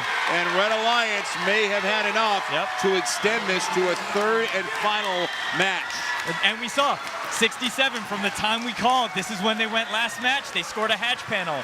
37-07 from the time that they went last match. Scored an extra ball in the near side rocket. And I think they've got this one. They look to be up. Well, it didn't start well, but it ended well. Yeah, and that's right. So their autonomous mode, that Brighton autonomous mode, is the worst, or Sandstorm mode, sorry, is the worst we've seen thus far in the playoffs here. And if they win anyway, that's a great sign for them going forward. Well, we are going to a 3rd match in this finals. Brighton High School, Huron Valley, Maple City Glen Lake, consisting of the Red Alliance, Blue Alliance, Lapeer Community High School, Heartland High School, and Bendel High School. We are not done yet. There's the score, the Red Alliance. The rally was enough, an 8-point win.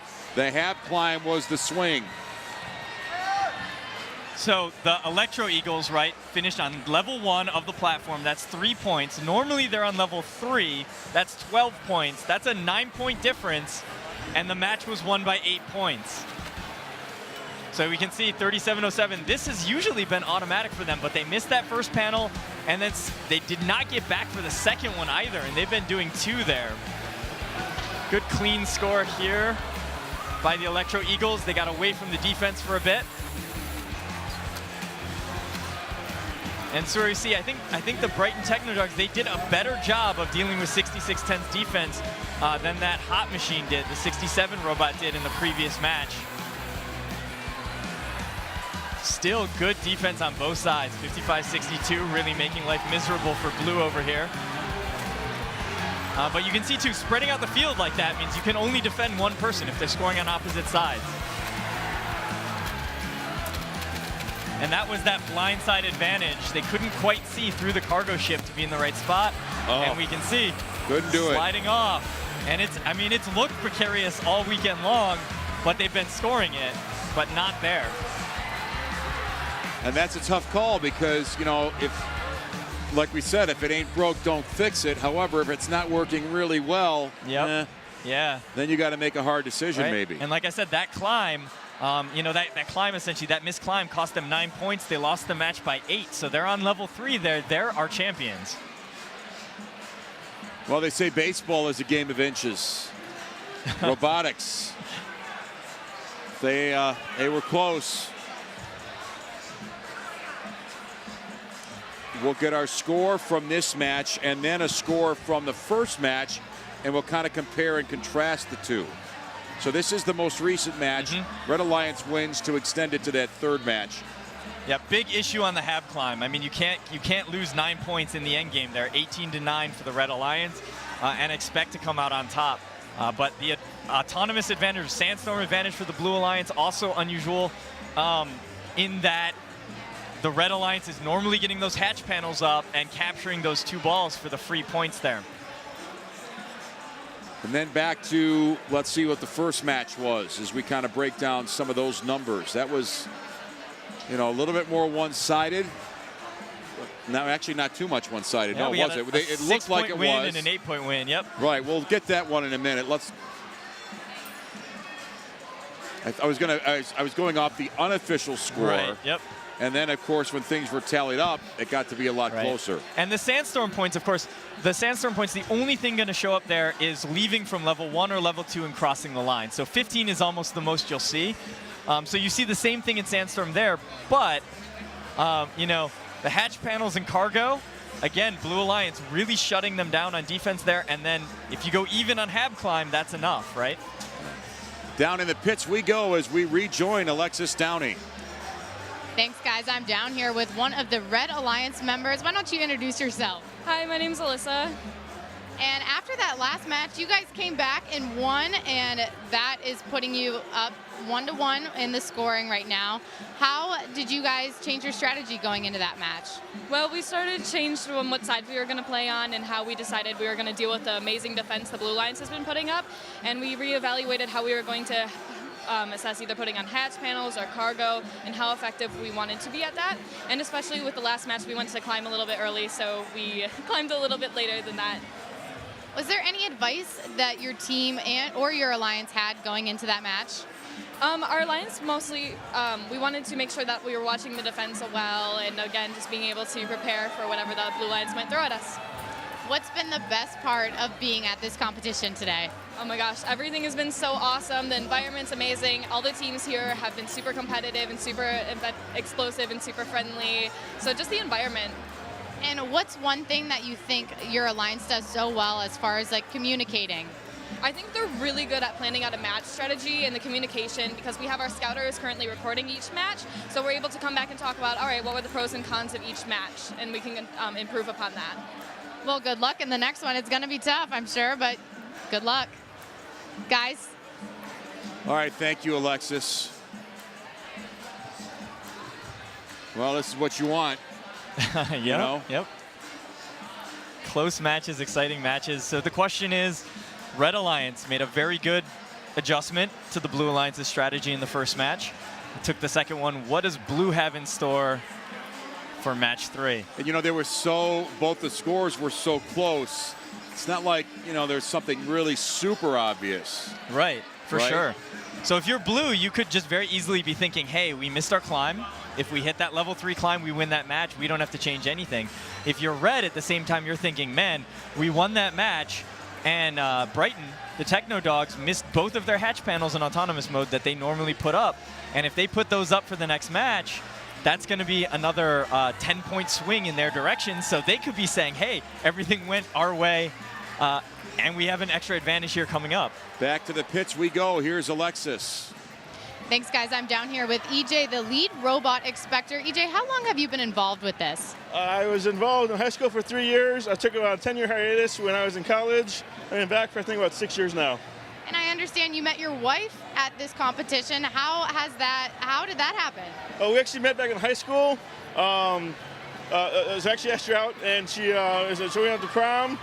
She actually dating someone at the time, and so we kind of stayed friends for 10 years. And then things kind of hit off after a little while, so we could stay in contact. First, always been we've always been very involved with FIRST Robotics, and things kind of hit off after 10 years, and now we're married, we got a kid, and one more in the way. And what's your favorite thing about being involved with First? I think just helping all the kids and seeing them grow and learn, and all the really exciting things they do, not just technical, but also business, media, and arts. Well, thank you for joining us, guys. All right, thanks, Alexis. Robots are rolling out. Winner take all. One match to settle this district final. Yep, and I always like to look at this point. Is anybody slow to head towards the field? We see all three of the red robots going. 6610's been on the field for a while. 5460's here. Looks like Electro Eagles are going to be the last team, but I see no concern on their faces. Their robot seems to be fine.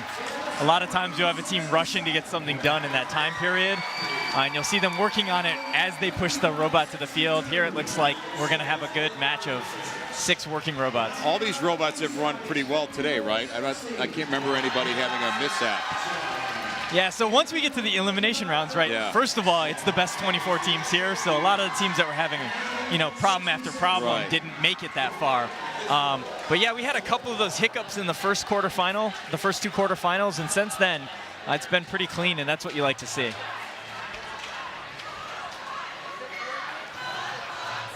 So good look at some final match strategy. They want to make sure that everybody is on the same page. You should know it by the time you're out here. But it never hurts to reiterate the plan. Look at Kyle the juggler. Remember, he was all revved up in that interview? Yep. Looks like he's kind of like the leader back there. He said he's what? He's the senior, and they had a bunch of guys that left last year, so he's kind of assuming that leadership role, right? And he's got that vest on, that number 3 green vest. That means he is the Alliance captain. So technically, he's the one in charge. He's the one who gets to call the timeouts for the Alliance. He's the one who leads the strategy discussion. So a really good job by him. Sometimes your coaches will be mentors here. We've got a student out there doing it, bringing the Alliance together, making sure they're on the same page. Look at that. There's the Techno Dogs getting pumped up. Yep. It is intense.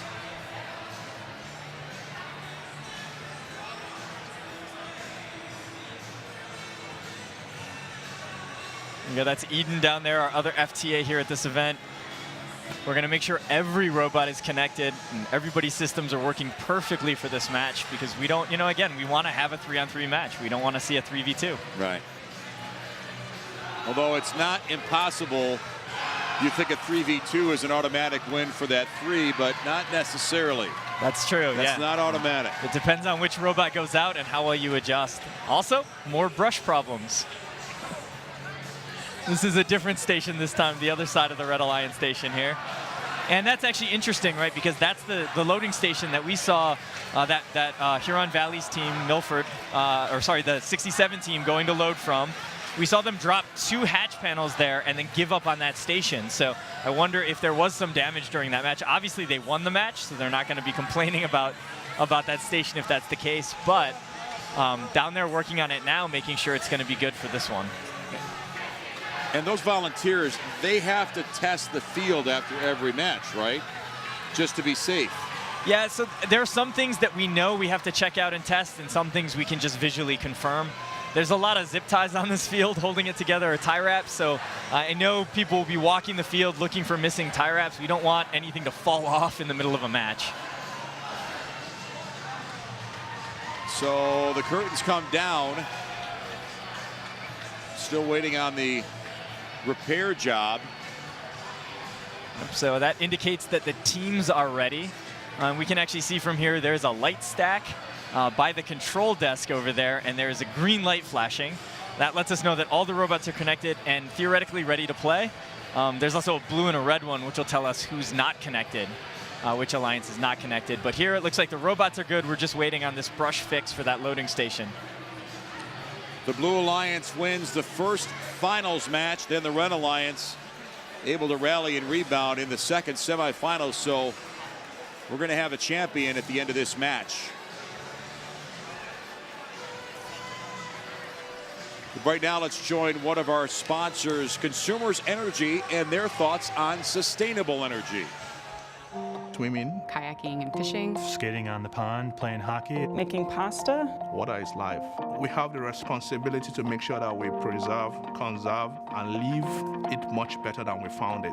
In Michigan, life kind of revolves around water. So working with water, finding ways to conserve water or preserve water quality through technologies or new procedures, it's just such an awesome opportunity. And it really ties back to a lot of the things I really care about, having grown up in Michigan around water.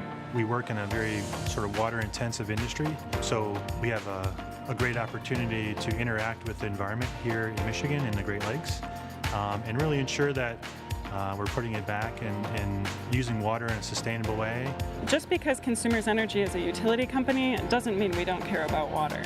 From voluntarily setting a water usage reduction goal to collecting stormwater runoff and reusing it in plant processes, being a good water steward is something the company just thinks is the right thing to do for Michigan.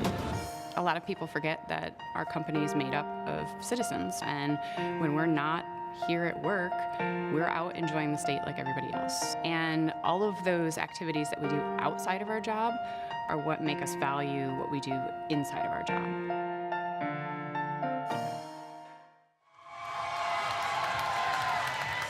Good insight from Consumers Energy, and still a little bit of work to do down on the field to get this all straightened out.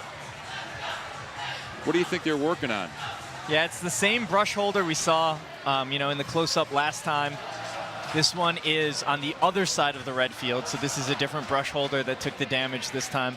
I don't know. I didn't see if there was robot contact there knocking it off in the last match.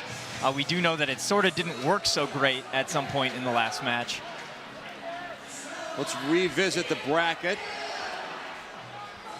And this is how we got to this point. So, I mean, that #1 seed on the top of our bracket here, 2-0-2-0 to get to the finals. But seems like finally somebody had their number in the first match of the finals. Our #3 alliance had a much harder road. You know, they went 2-1 in the quarters. They actually had a tough match there. They did win their semifinals in 2, but those were 2 close matches. First one was 69-73. A little bit better for them in the second match to get through in 2. But, you know, I think this is probably the 2 best offensive alliances that we have here today. And they've both been bringing the defense as well. So a lot of flexibility from their play.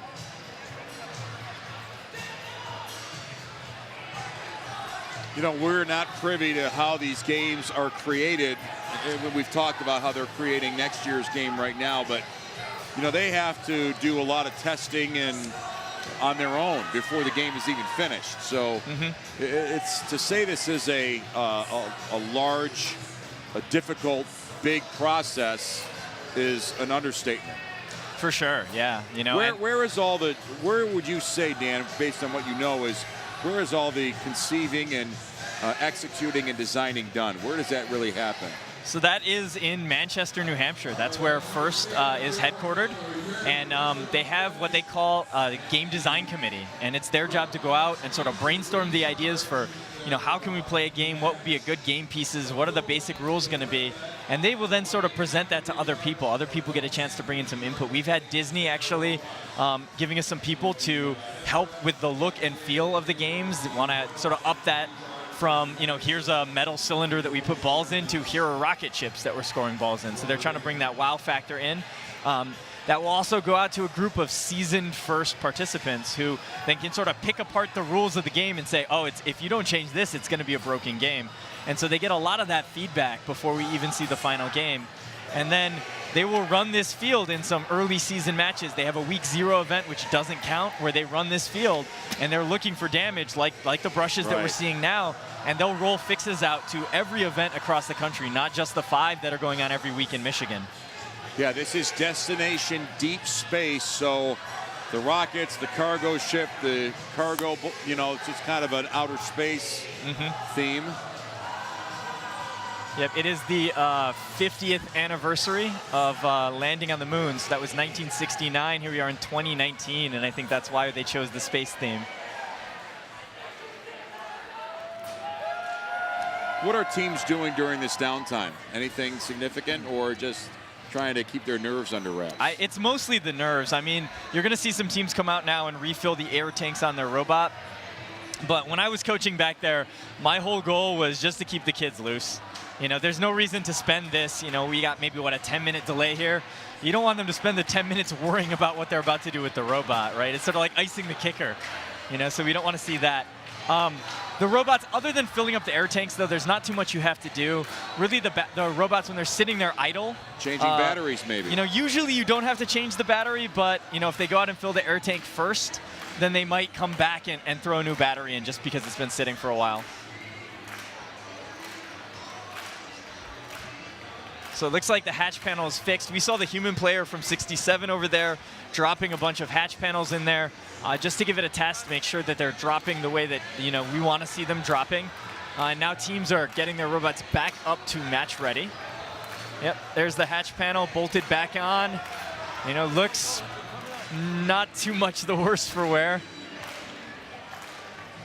And that's a good job of that team staying loose, I guess.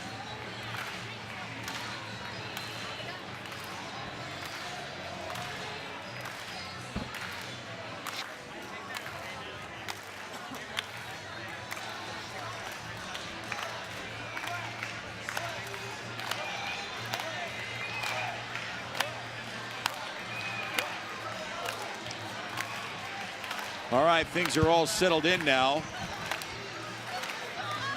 If that one robot that swapped a battery, still waiting for the radio to boot back up and connect to the field, should be just about any time now. It's about 45 seconds there, and there's the green light on cue. Green light go, and we'll get this last match of the day going in a minute.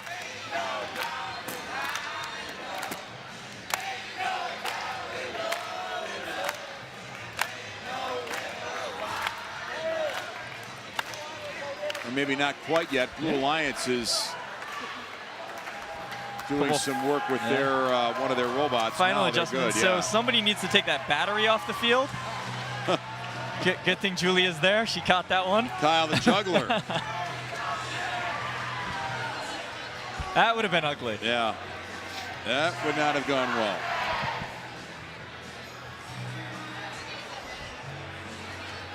All right, and Mark there with the yellow shirt, that's our head ref here. Just going through, making sure all the teams are ready. After a long break like that, you want to make sure that you don't start when a team is not prepared.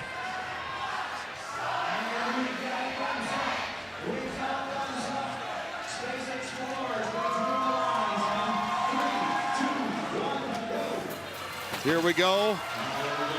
Execution critical here. Blue Alliance trying to load that cargo ship here. They got 15 early. Yep. Red side, Brighton Technodogs this time sticks the first hatch panel. And the second one. There it is. Very good, very good. Sandstorm is over. Red Alliance into some defense right away with Laker Logistics trying to take on two different Blue Alliance robots. Yeah, and you can see the difference when Brighton hits that double hatch panel auto mode. You know, they're up 14 points here, but I see a problem on the Blue Alliance's robot, 6610, that defensive menace. We can kind of see when they're driving, their robot signal light, those orange lights on the robot, it is dim and it is flickering. I think they've got a low battery. And I think that's going to make them less effective at defense and just driving. The hot team working unimpeded. Oh, now they get blocked. Boy, good defense. Well, the hot team's got some maneuverability, and they're going to shake off that defender and drop that cargo ball in the cargo ship. They scored that in an already scored cargo ship base, so that last score by 67 won't count. 66-10, it looks like that issue has now expanded. They're not moving at all. Robot roll call is dead in the water. And man, that is not a good time for that. No, and I would almost say that they have been the key player on this alliance with their shutdown defense. So the window is open now for the Red Alliance. Can they take advantage of the 3 versus 2? Yep, thus far they're running up the score. 25-point lead here, 48 for red, 26 for blue. Now 66-10 is back fired up. robot roll call. They got a little work to do. But just look at how much they're struggling turning here. Yeah. You see that flicker in that orange light? Yeah. That's, I mean, they're basically draining the battery down. I think they've got a bad battery in that robot because they haven't moved like that all day. They dropped the cargo ball, but Red Alliance still working defensively. Laker Logistics, that's their thing. This is low scoring, but the Red Alliance has a comfortable lead as we come down the stretch. 54-60, the strike zone on level 3. They need that. Red Alliance, the hot team, they're trying to get that level 3 climb. And they're up as well, 66-10 though. It's not happening for them.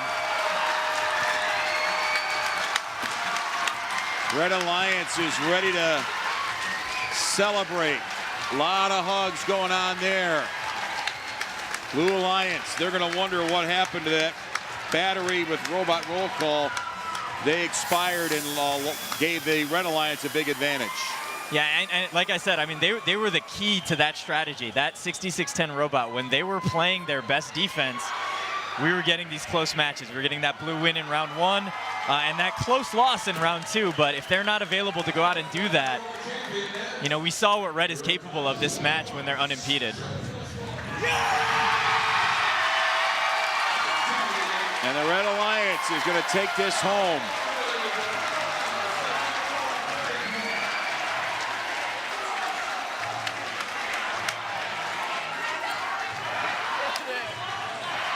Can't say it was all on the robot roll call. I mean, a 30-point difference is what it's going to turn out to be. You know, and I think most of that was the fact that their robot was not able to get over there and play defense. But at the same time, you know, you can't blame them too much because the first 2 matches only turned out the way they did because of that stellar defense. Look at the cargo points, hatch panels. There it is. Yeah, it reverted right back to what, you know, that Red Alliance was used to putting up before before that solid defense by robot roll call. So just unable to keep up in the hatch panels and the cargo there. This is that sandstorm mode by 3707 Brighton here. Again, 2-ball start in those cargo bays, so getting those hatch panels on is like double points. A miss there by 66-10, which is a little bit uncharacteristic as well. But great defense again. Here's where I want to see them split. 35-36, go to the far side. You know, stop trying to go through that defender, go to the far side, take the easy points here. You know, kind of letting them defend 2 for 1 is not a good deal. So with 66-10 down, the 35-36, Electro Eagles forced to come back and try to play some of that defense. And it was not as effective, but they also weren't able to score while playing it. So here's the Achilles heel for the Blue Alliance, 66-10, just sitting there. Yeah, and that was on contact. That's never good. But yeah, we saw them sit there for about 40 seconds, get active again, but still just not having the robot that we saw in the previous, tournament.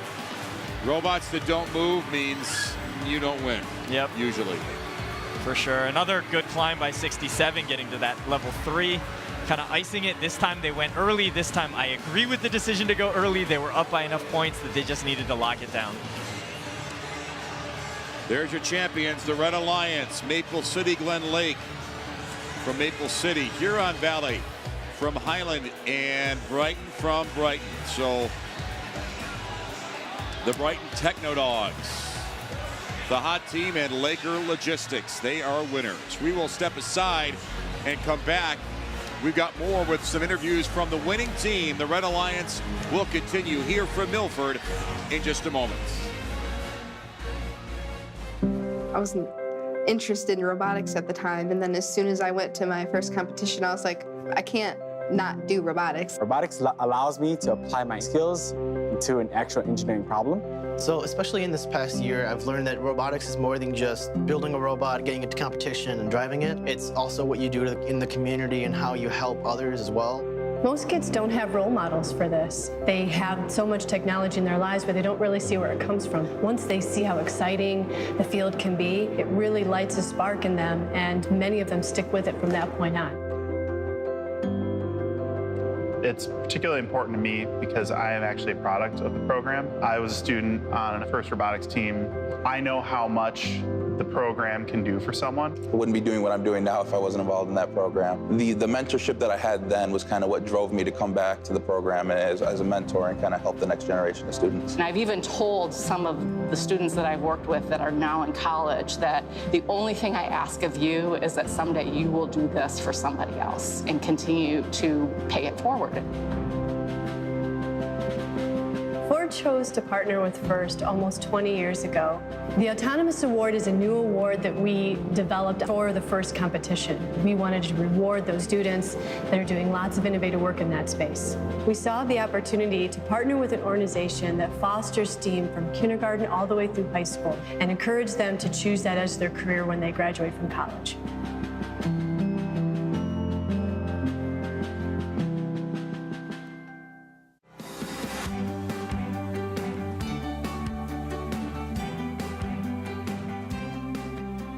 It's really nice to see that DTE and other sponsors have our back. They're investing in our future, which is investing in their future. I'm an engineer by background. I'm in the industry. I see there's not a lot of students in the STEM field right now, and we'd like to help increase that talent pool. I am working in an engineering atmosphere that's very similar to a real-world experience. Getting exposure to what kind of opportunities they can get, it empowers them to grab those opportunities. I think FIRST Robotics is more about pursuing like your career. It's not really about the championship, but what you can get from building the robot and working with your teammates.